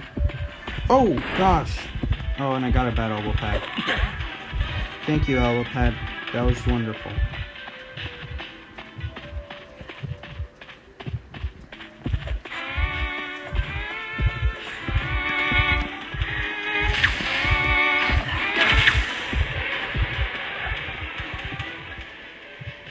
Man, I shouldn't have taken that hit. Elbow pads are so stupid sometimes.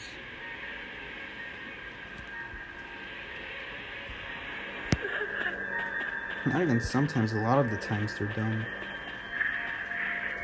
The elbow pad is more of my enemy than the hunter, honestly.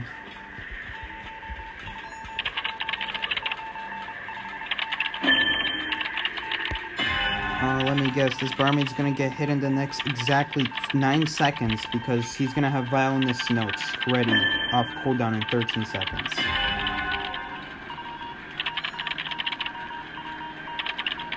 I don't know, if she doesn't get hit right here, that means she dodged a music note right here. That is the only way.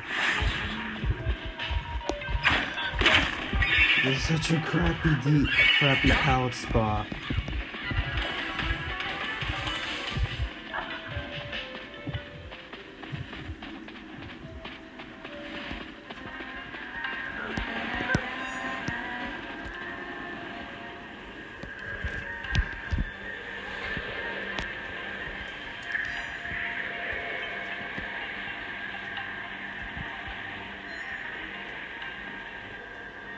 Everything is very blue right now.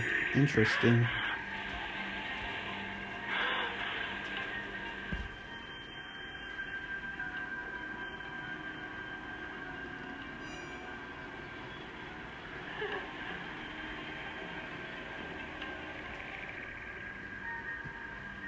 I actually don't know which gate is closer from here. I think they're the same distance. It's just that one's next to the hunter.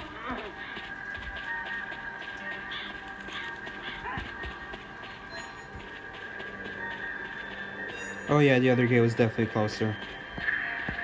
Big time closer. This is actually a stop for the tram, I believe. But it doesn't look like I'm going to be able to use it.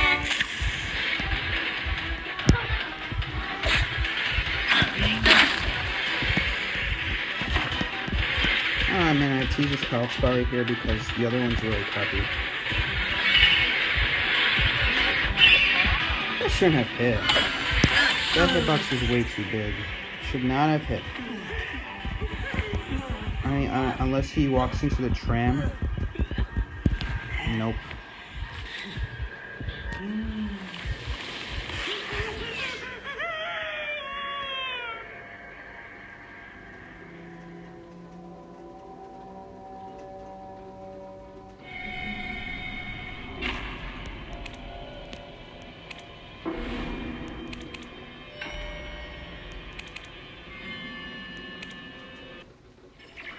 Yes, barmaid can heal a mercenary, but it's not actually that helpful because it severely slows down Cypher Rush. So in the end, it's actually more of a backstabber than helpful. Because at that point of the game, mercenary will probably not need to do any more rescues anymore, so there really isn't a reason to heal him.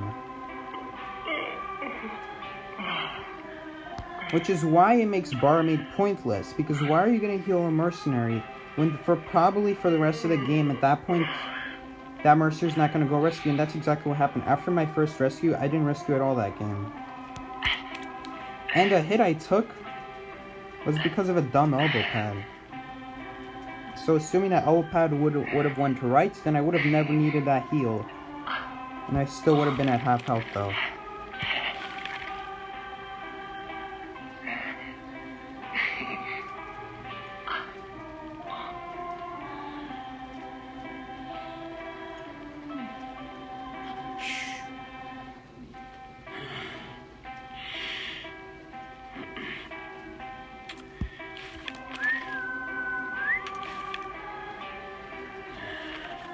Who am I gonna play?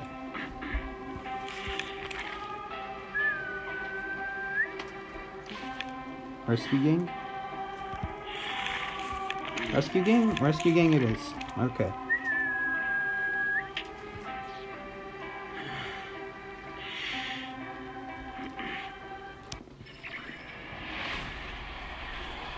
What do I think about the new survivor? I don't even know what she's named. Is it a she? I don't know anything about her. I have heard that she's gonna have like very bad decode though, something like that.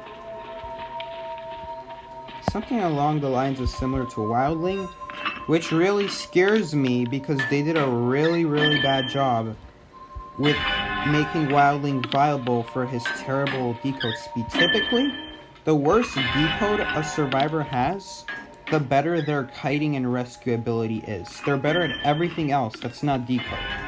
The worse their decode is. That's how it works in this game. Gravekeeper, great kiter, great rescuer, slightly decreased decode. Mercenary, fantastic saver, but he has 25% decode. Coordinator has no decreased decode because she is just... Wait, what was I talking about? She has no decreased decode, but she's a slightly weaker kiter as a result.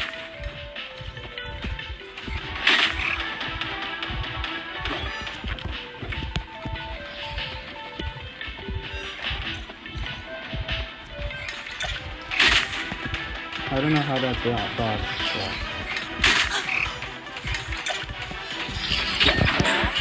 Seriously, I'm annoyed. I'm annoyed that he hit through that.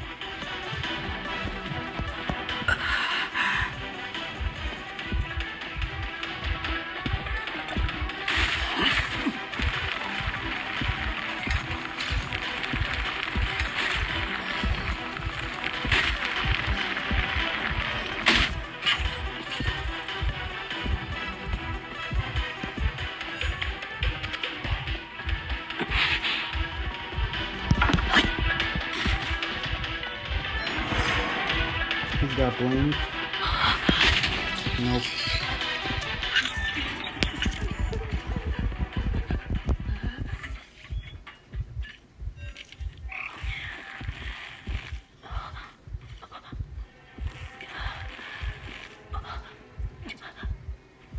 And yeah, when you look at Wildling, what does he do? Wildling is a terrible rescuer. He's a terrible rescuer, terrible decoder. He literally doesn't do anything right.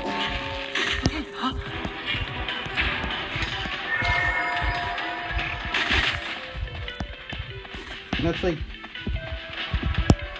basically Wildling in a nutshell.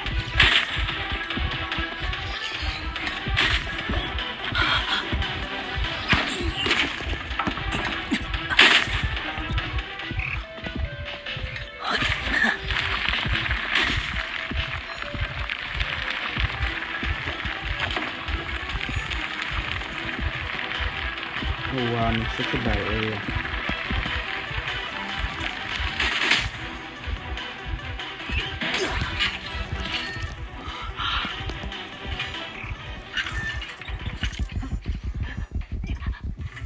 Well, hopefully this priestess has Titan, or else we're not winning this game. It's assuming she rescues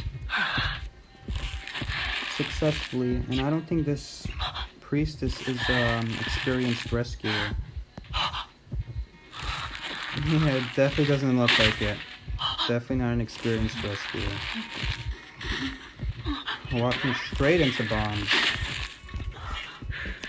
Oh, yeah. The thing about this priestess is, from the moment she walked through that entrance, instead of jumping through the window, she made a big mistake, because now that means she has to walk all the way around, and she did that to herself. I know it doesn't seem like she did anything wrong. It seemed like there was nothing she could do at that point.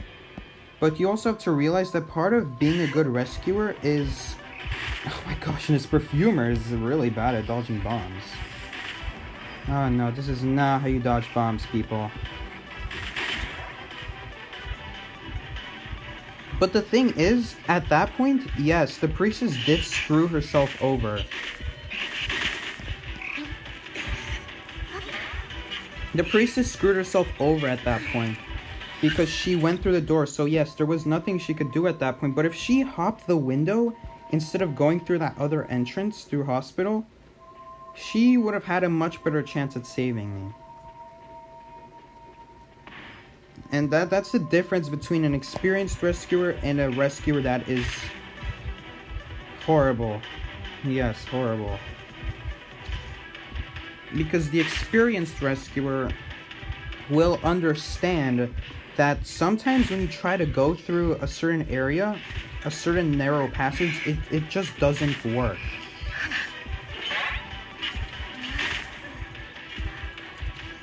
Because then the hunter will see you from far, they're gonna screw you over.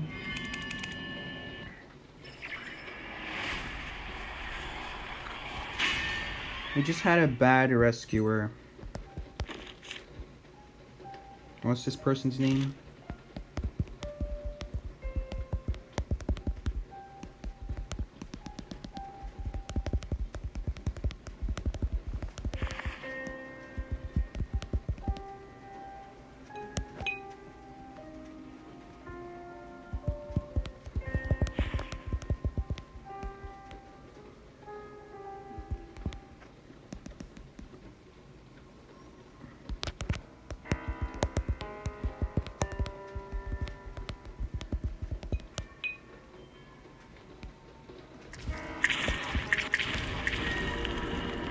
Same thing with Ripper. If you were to go through that narrow passageway against Ripper, then what do you expect? You're obviously gonna get double hit.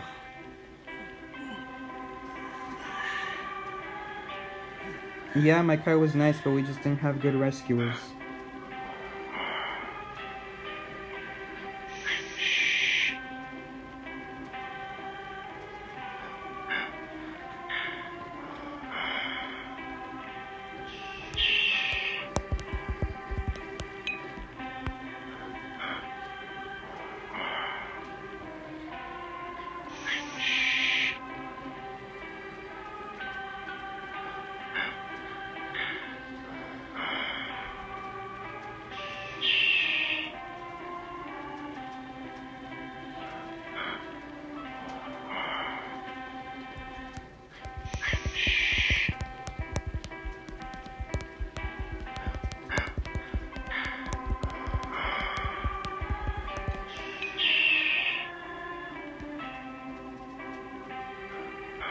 Were those guys griffins?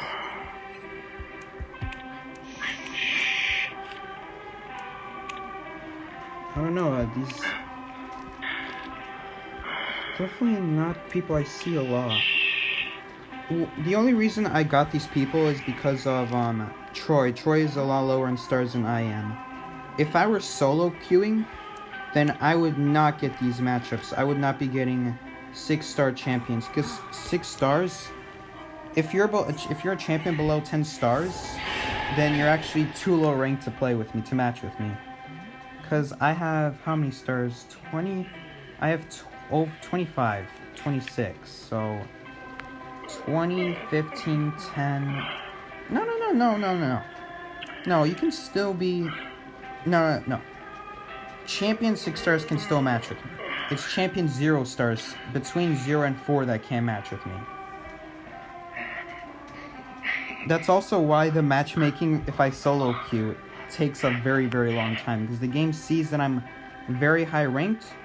So because of that, the game has about 50 survivors to choose from in the entire game.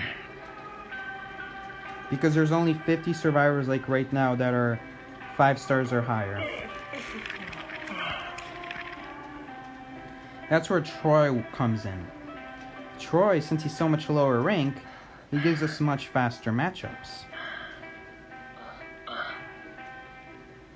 And the thing is, not all of these matchups are terrible. Some of these survivors are really good. They just didn't play a lot.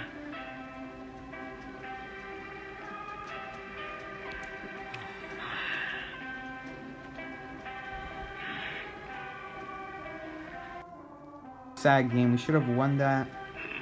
I wasn't expecting her to rescue me necessarily, but the way she did it, the way she went about it, was just completely wrong.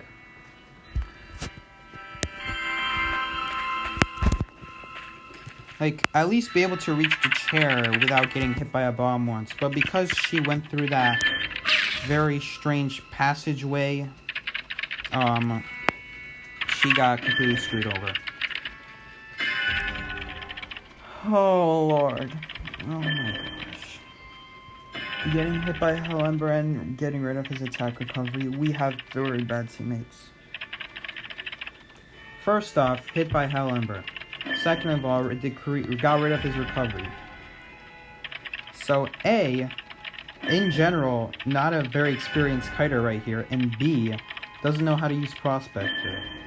2 double whammies.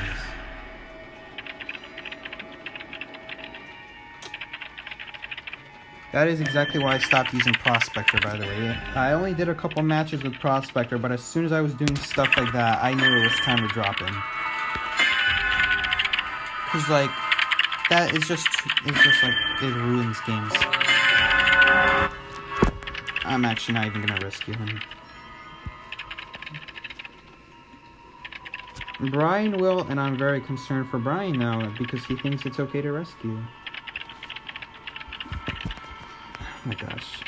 There's always the chance that Brian can get away, but I'm about as experienced you can get when it comes to rescuing against Hellumber. I don't think you're going to find another NAEU mercenary that will be as consistent at rescuing against Hellumber as I am. But even then, I'm not consistent. I'm not consistent when rescuing against Hellumber because it's that difficult. It is that difficult to rescue against Hellumber.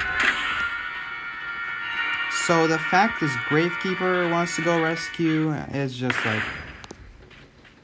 if I can't rescue, there's no way this Gravekeeper is gonna rescue. I've still yet to find a mercenary other than Miasma to match me, to match my skill level.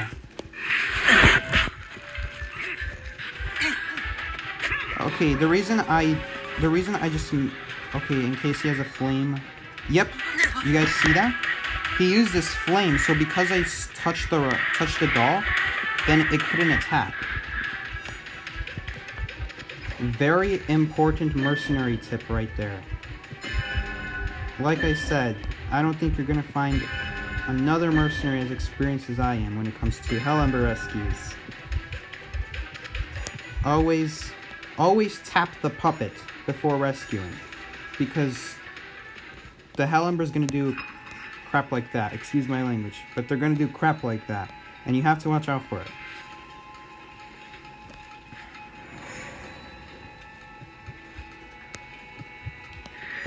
Those were actually one of the easier Hellumber rescues because you can control the puppet. You can control the puppet's actions by touching it. When the Hellumber makes like a fire spirit though, one of those fire spirits, then it's a nightmare to rescue from. But if it's just a puppet, then it's fine. It's still counterable.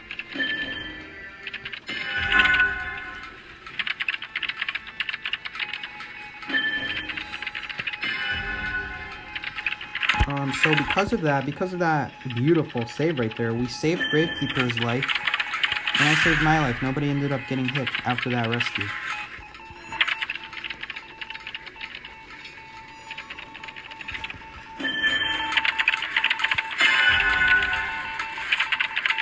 I'm talking about it as if Hellumber is actually like a competitive, good, scary hunter. No, he's not. We just had a terrible kite.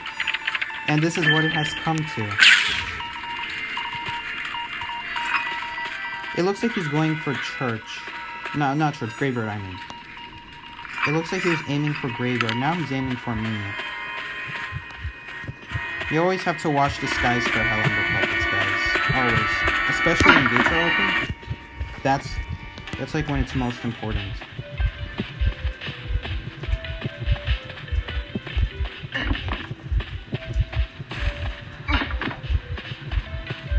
I'm pretty sure you can just walk past these guys. Yeah.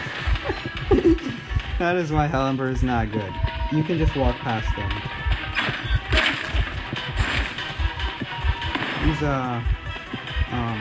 He's an elbow pad right here, and I don't have any elbow pads anymore, but at this point I'm in such a good area that he can't screw me over at this point. I'm not actually going to destroy that puppet. Destroying puppets is a waste of time, and it's actually more helpful for the Hellender because you give it back to him in his inventory.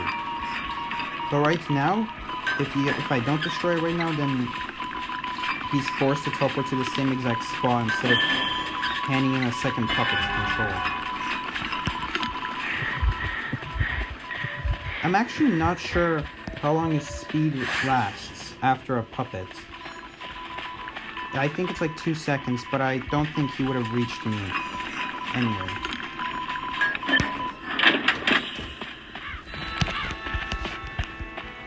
There is a lot of tech with Hellender. He is one of those hunters where you need to know what you're doing.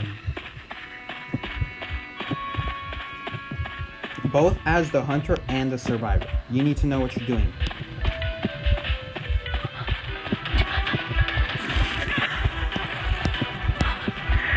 We're gonna wait for this guy to hit the air. There we go.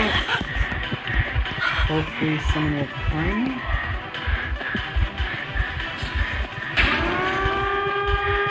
I'm gonna throw Troy out the window, seriously.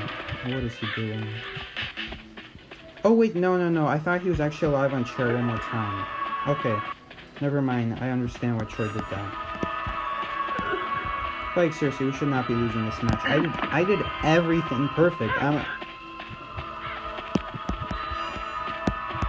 Man. It really sucks when you do everything perfect, but your other teammates can't. They just can't hold their own, you know? Watch the skies for puppets. Every once in a while there is an invisible puppet in the sky. So, yeah. My gosh, at least we tied, but like... Seriously, the amount of... I had to work so hard for that tie. So hard. You guys saw all the reaction, timing, and the actions that I did. That is not your average mercenary right there. That requires one of the best mercenaries in the game to beat.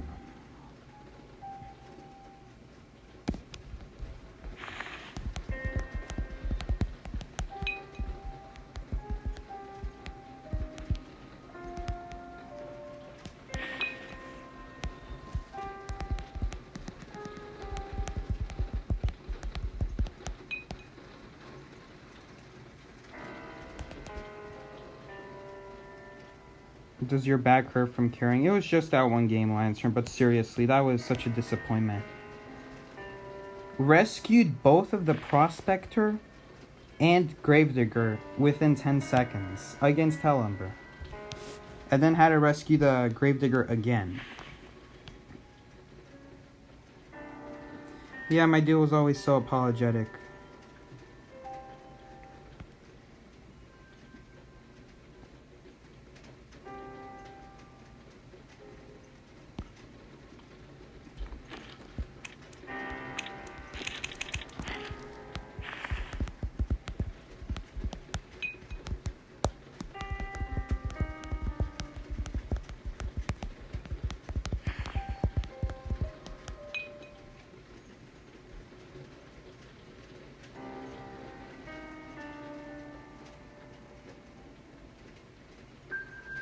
We tied against Hellender, and you say that like it's a good thing, Miguel. I'm saying it like it's a good thing. No, that was a train wreck, honestly. Why is the prospector even gaining points for this? I have no idea. He must have been on a losing streak.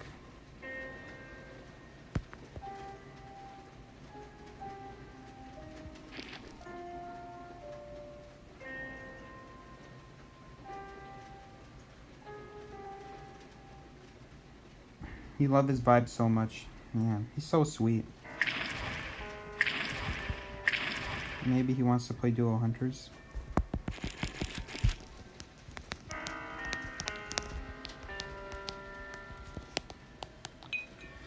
Just to chill out a little bit after that stressful Hellumber match. That was stressful, man.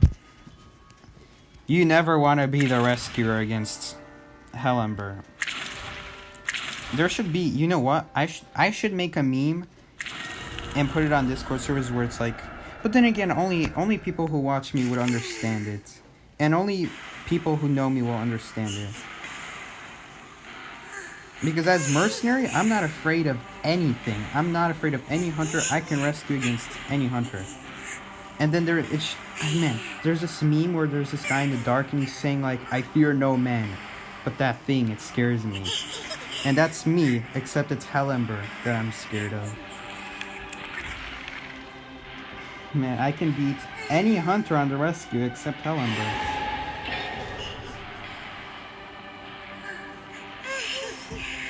And it's like you wanted to throw him out the window 5 minutes ago. Yeah, sorry, that was my bad. I didn't realize he was dead on shore already. I was about to go for a second rescue.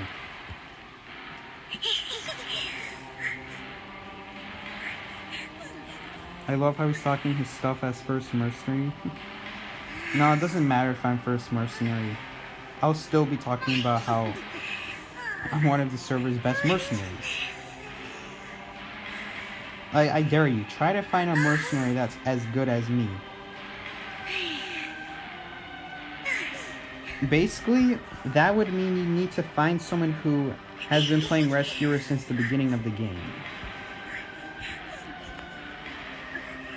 And then that's assuming they've learned anything through their past 11 seasons of playing rescuer.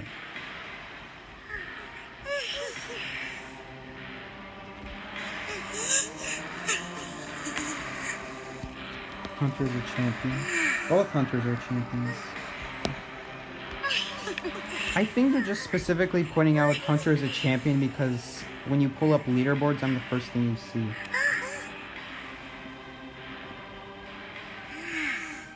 That's why I say, that is exactly why I say, no leaderboard positions matter except top 5. Because anything except top 5, people won't notice you for it. Because then they have to scroll down. But if people look at leaderboards and the first thing they see are those 5 people, then yeah, the people are gonna recognize you. Oh yes, we're double teaming. What is Troy doing? Troy, you're really blind. Oh no, he's got a magician. Okay, that's fine. Good for you. Which means the doctor was like sort of present in that case. Come on, where's the web spot? There's a place where you can put webs on the bridge. But it's something that only PC players can do. Like, it's really difficult to do on mobile to find that spot where you can put a web down on the bridge. It's somewhere over here. There it is. It's super buggy, but that's like a small thing. If you guys are gonna main Spider's a great hunter thing. You could put spiderweb on these railings. It doesn't seem like it, but there is somewhere on these railings where you can do it. I think there's one right here, but it just won't let me do it. It might be because it's 2v8 and the frame rate is slightly slower. If you have a higher frame rate, it'll be easier to do.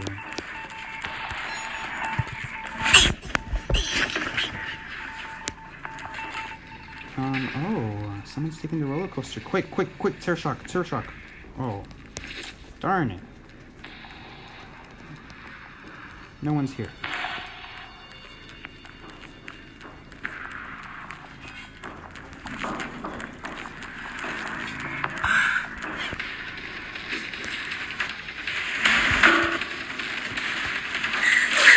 slow vaulter. That's not how you vault, everybody. You gotta, when you vault, you gotta keep your momentum. You gotta keep running.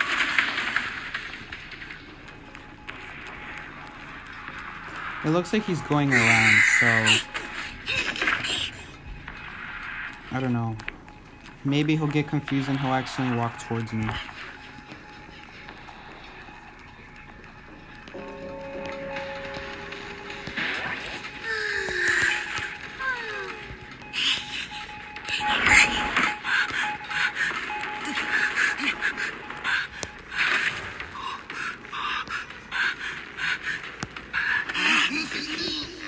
Wow, this dungeon looks...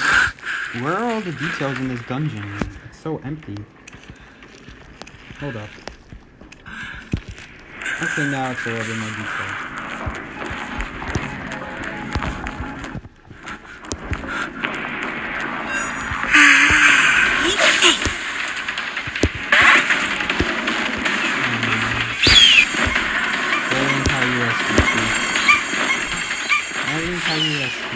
Oh! How many seals are in this game?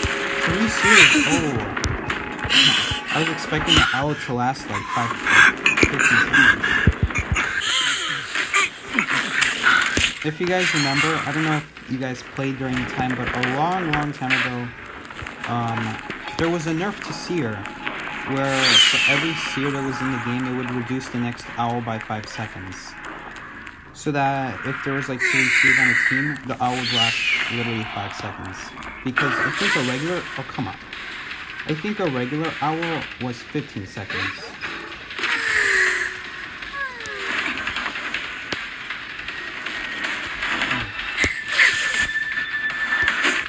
Okay, you know what? That's actually fine.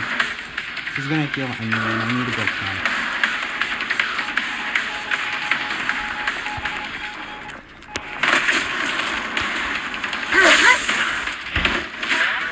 I want to hit the explorer. Oh no! Oh, did I hit the seal with the web? Okay, you know what? That's fine.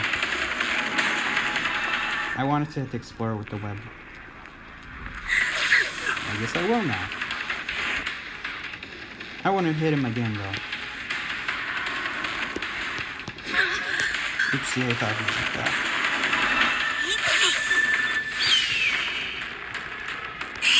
Oh! I just remembered an epic trick with Spider. Put someone all the way in the back and body block the gate. I mean the stairs. This is an actual thing. The survivors can't get through this.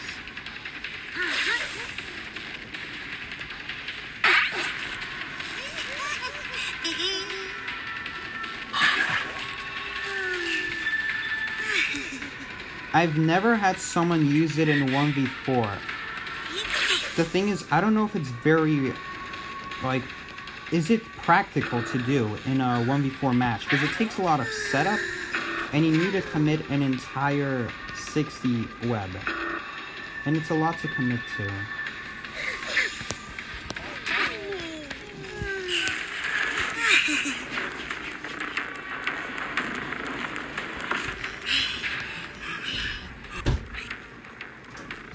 Baby. No, picza nie ma.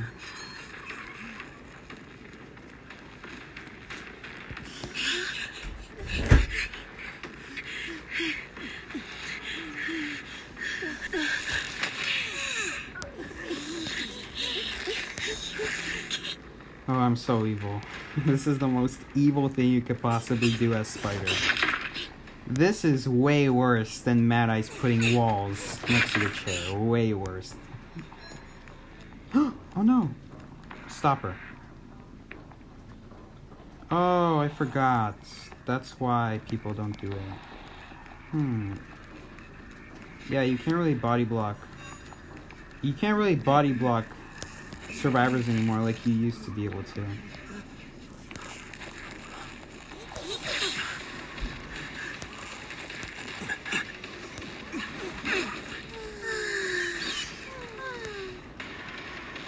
I'm gonna help him out a little bit. Now he just needs one hit to kill him.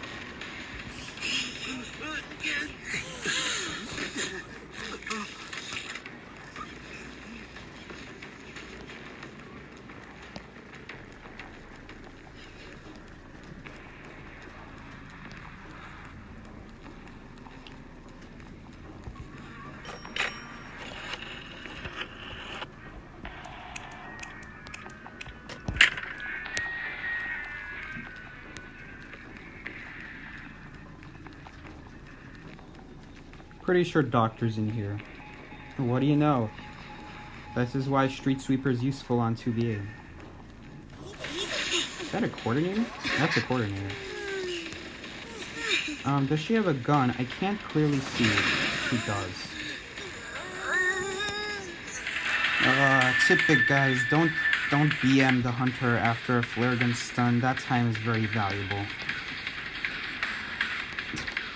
Okay, I found a spot where you can, okay. Seriously, game? I was not in that tower. Come on, game. Oh, this marker doesn't work. This cursor just doesn't work.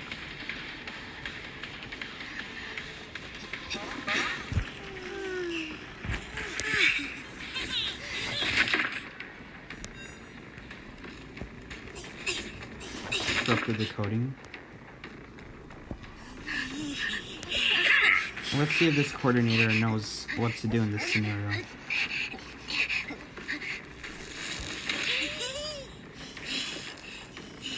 Let's see. Is she gonna try to roll out? Okay, she is. I forgot that exists. That's so funny. It's like what are those things called? You know, I don't want to say it's like a fidget spinner, but I mean, come on, it kind of is. that's kind of...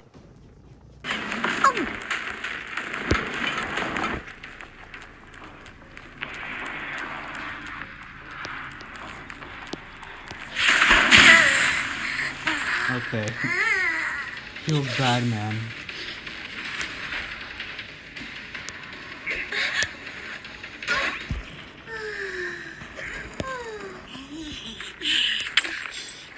Oh my gosh, the black mud.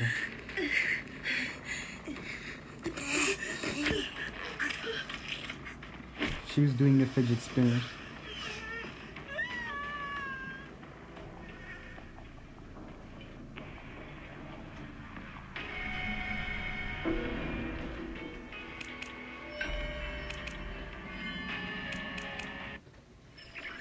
It seems practical if they're about to die in shit. You know what? I think in a 1v4 match it will be more practical. I don't know. The person would immediately have to start rolling. And then the spider can camp at the very, very bottom of the stairs. Oh, we're gonna be practicing for the tournament.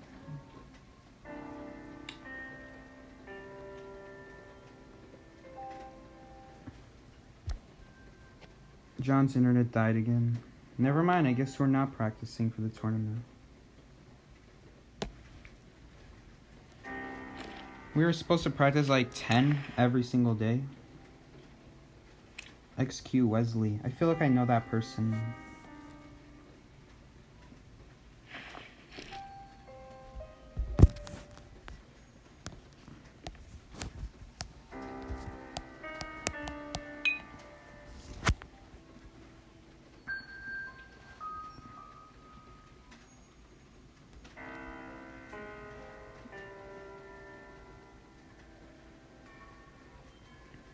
Oh, Discord. Discord is saying, what we're doing to fight racism and white supremacy. Black Lives Matter. Okay. You guys use Discord, right? You guys probably got the notification about how Discord's doing something to fight racism and white supremacy and Black Lives Matter and all that good stuff and that stuff. And you know, every single corporation that's doing it. Real talk right here. If you read this, I read it. And it sounds so cookie cutter. It sounds like the same thing that every other company is saying. I don't know, when a company is saying it, when a company says anything about like anything society related, anything social problems, oopsie. It seems like every time they do that, they're always playing the victim card so that they can get more customers or like people to say they're good and like basically what I'm saying is it all sounds fake.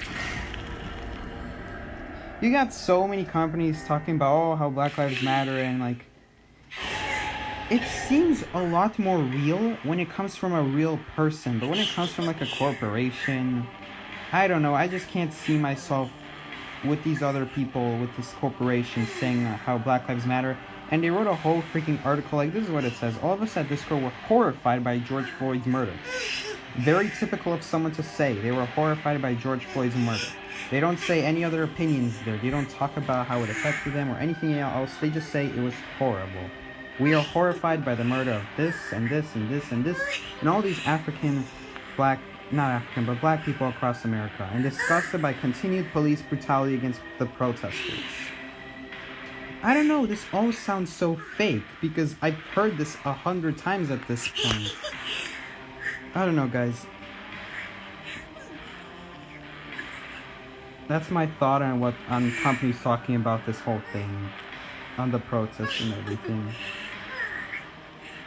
It just sounds so fake. It's like you're all jumping on one bandwagon. Yeah, exactly, Miguel. Thanks. It's like they're jumping on the bandwagon. Oh, it's Mama. I don't have my 2v8 build ready for Ripper, so I'll just go Spider again.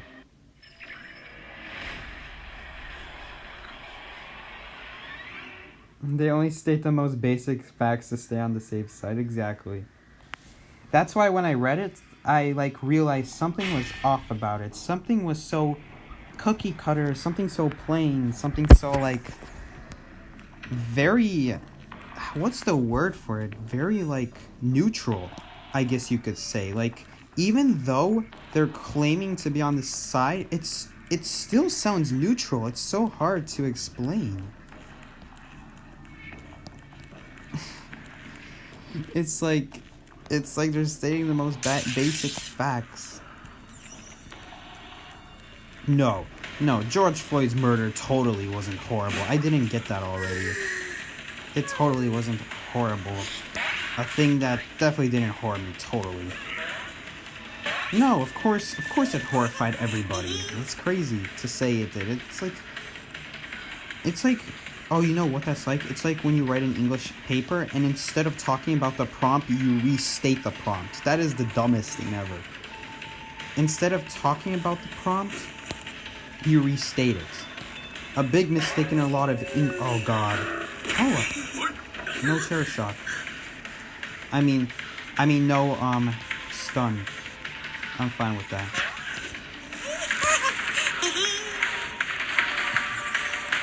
But yeah, basically what every company is doing right now and talking about how horrible it was, they're basically just restating the prompt.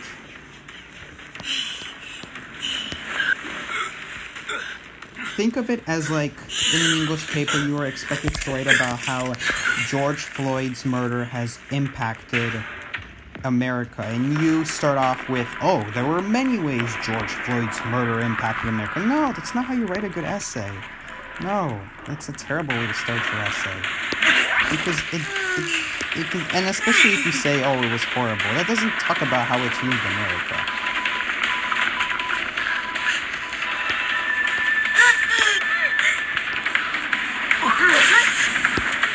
Anyway, let's get back to this match, shall we?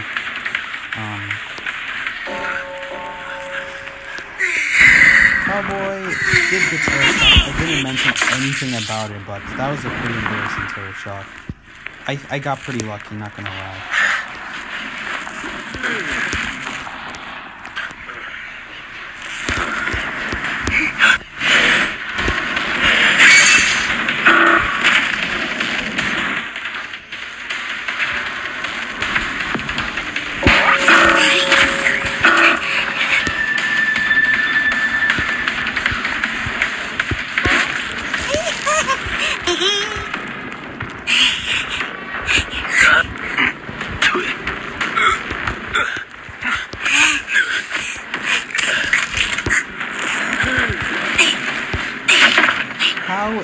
Oh gosh, Troy's just now on his first chair. That's a bad sign because now he still has to wait 40 seconds, so we're still really behind. Oh yes, we got lucky. Okay, never mind. We're back in this game.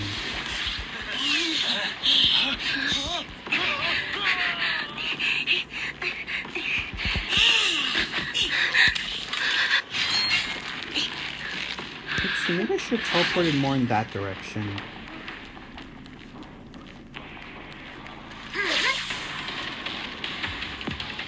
He's probably gonna football, yep. And he missed the window.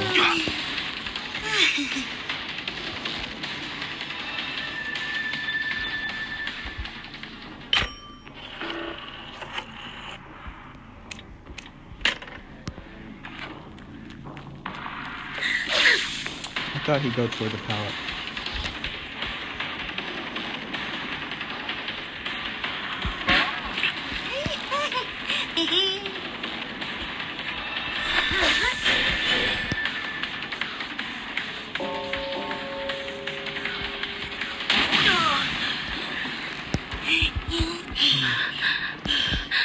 A little bit awkward right there. I mean, I have Desperate Fight anyway, so that combined with Rage and the fact she's not playing Coordinator makes the flare gun almost useless.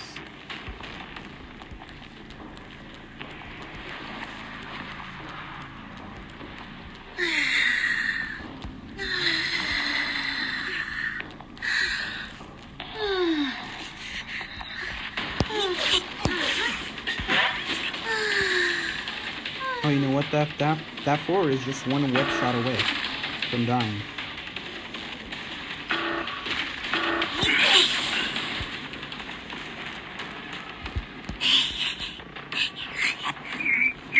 So far, I've killed all 3. I've gotten all 2 people, and I'm already on my 3rd target. Before I lost this perfumer.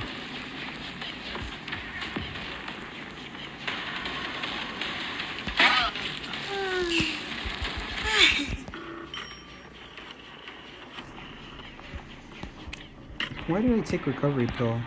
It's useless on Spider. Stop that. No. Get some help.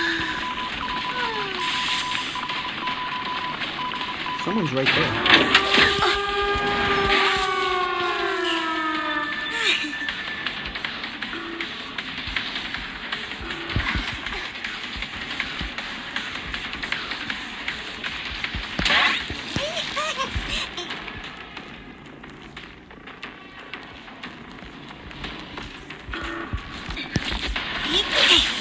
Come on.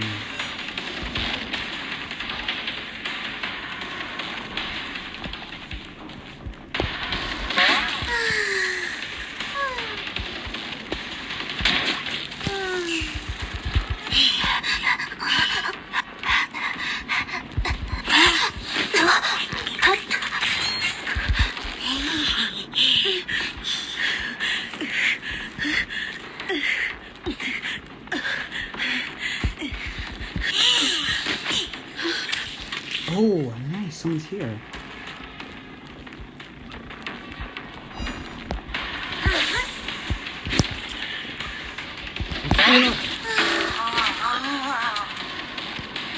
Wait, technically we have the tie, so I don't even need this prisoner. I'll just keep him down.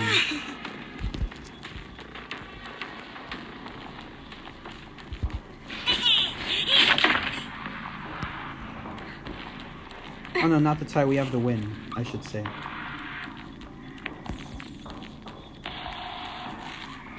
Someone's over here in this direction though.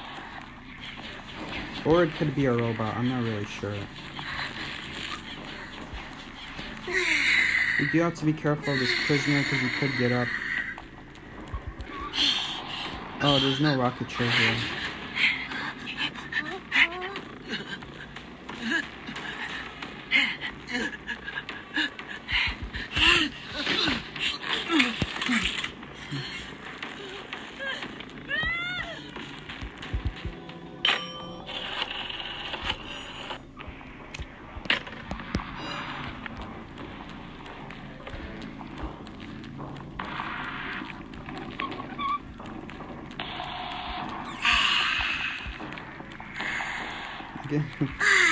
I find it oddly satisfying to clean up pallets, by the way.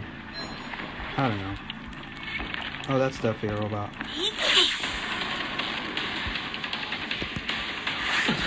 I guess we did find out if it was a robot.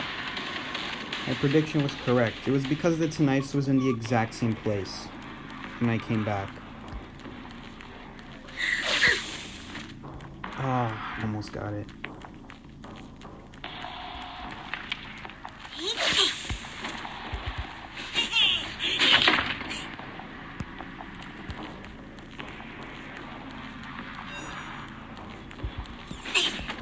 Well, I found dungeon.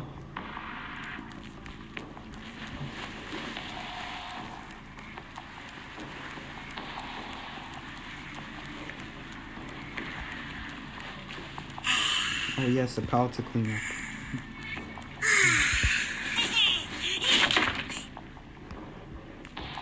It sounds like he's getting bullied at the gate. Yep. Don't mind me, I'm just gonna be cleaning up these pallets.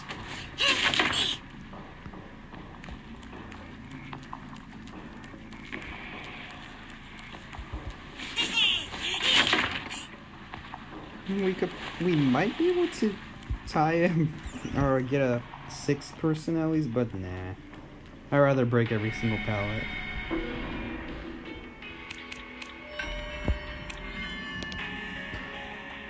$10 pallets destroyed. I'll take it.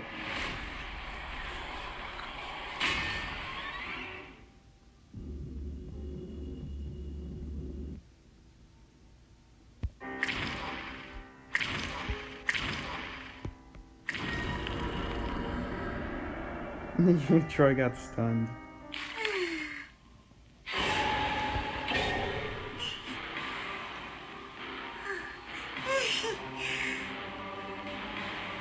I'm out here just breaking pallets.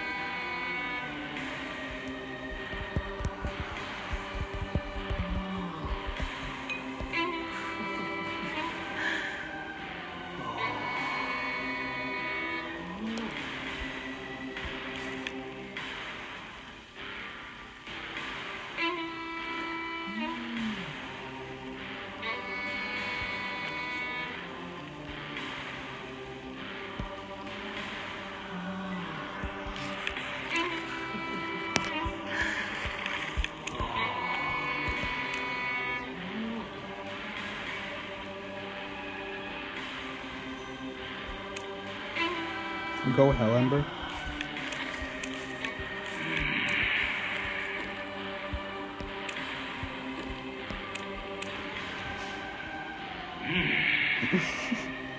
You thought I wasn't gonna do it.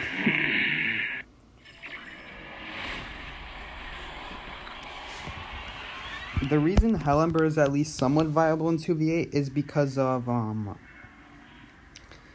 double teaming.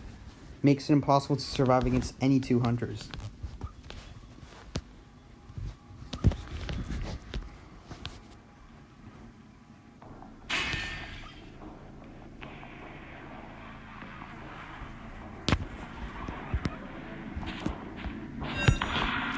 Gosh, I'm so short though. Look at how short I am. Compared to like Valence and Ripper and Wu-Ching.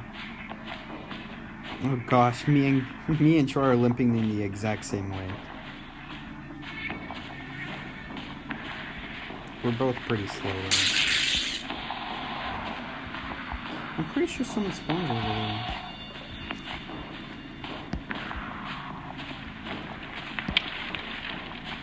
Look at us go. Oh no, she's gonna portal away. Okay, so there's a strap. Oh, he got her. Oh no, he should have waited for me to hit her. So that we can both get a hit at the exact same time.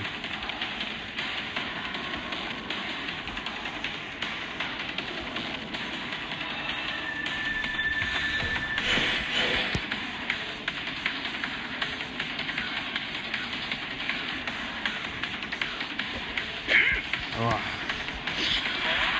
box is weak. Alright, so I'm gonna be camping here.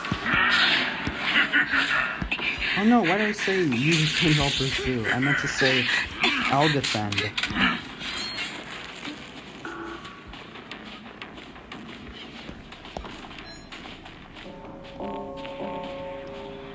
Let's see if I can get anything done as Hell-Ember without double teaming.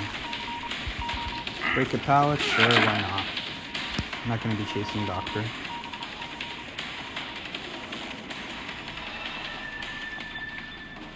Mostly just to get my flame.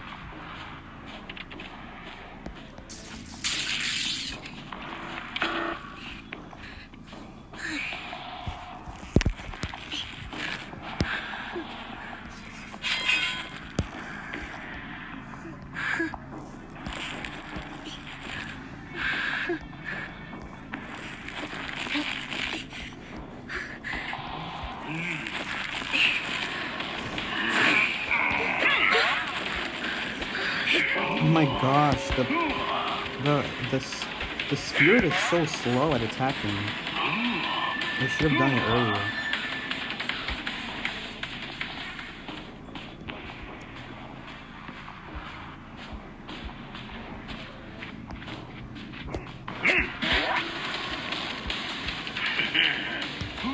Just so I get more presents. I knew she was dead already.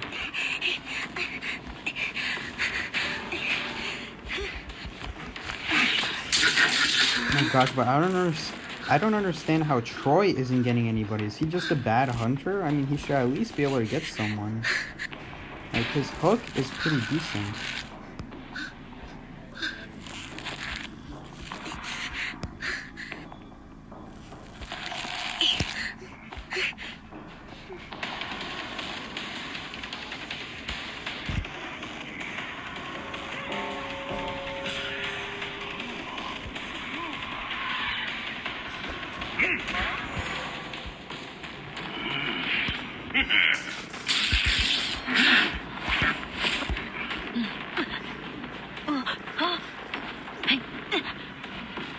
I wonder what would be good on Hell-Ember. Probably speed.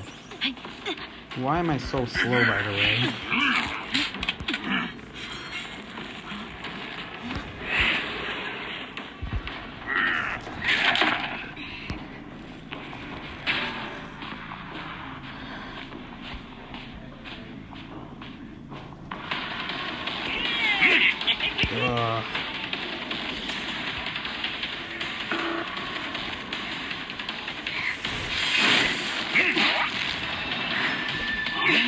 Oops, yeah, I actually took it away too early.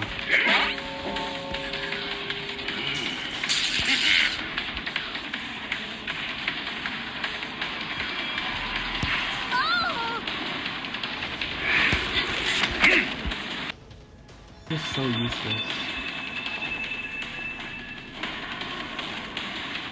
I clearly did not go in that direction. I honestly don't even remember who my target was. Who the heck was my target? Was it this doctor?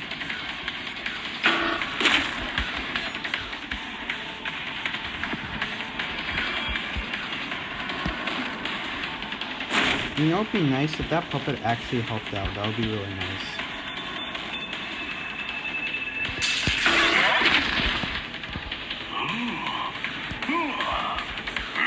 What the? I did not tap to destroy that pal. I tapped to go to the puppet.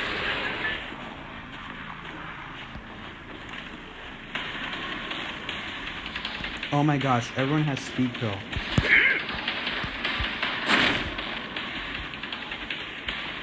There's literally nothing I can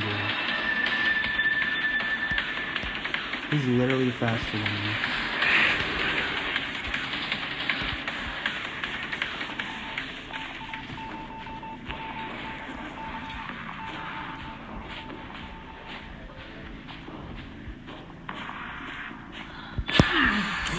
I saw the prisoner first. We have to break these pallets, honestly.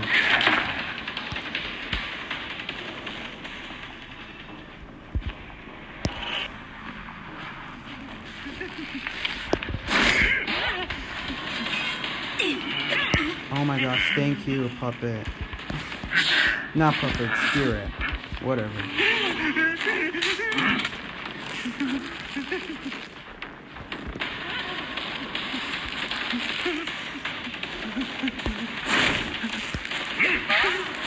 Nice. Nice, finally. We're getting work done.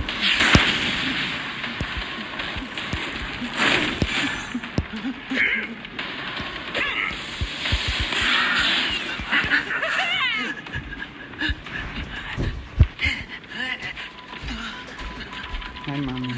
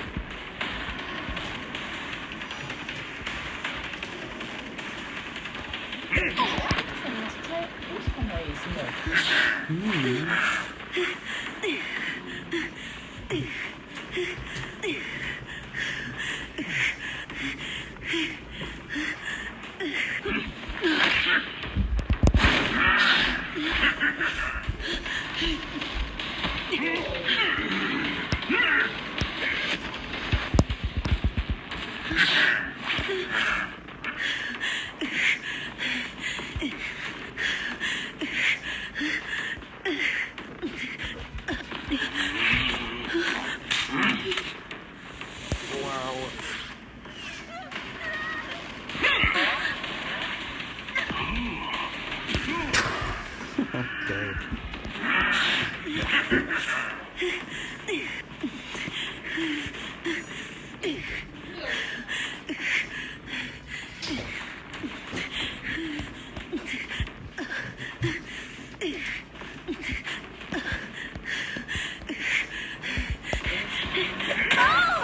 Huh? That's okay.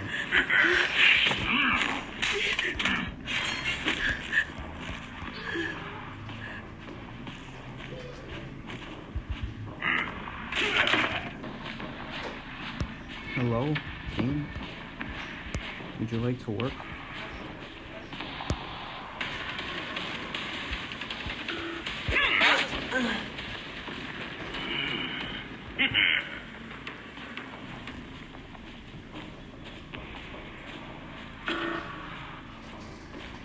Alright guys, I gotta go. That was a pretty epic match though. Pretty epic. That was a good game. And he's getting shot.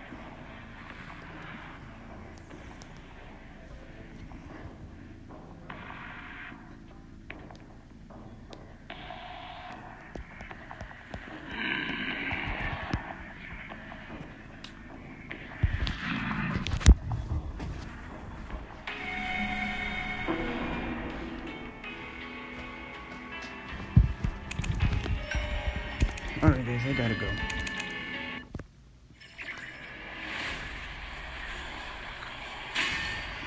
I gotta go because my mom's going to sleep. Alright, see you guys.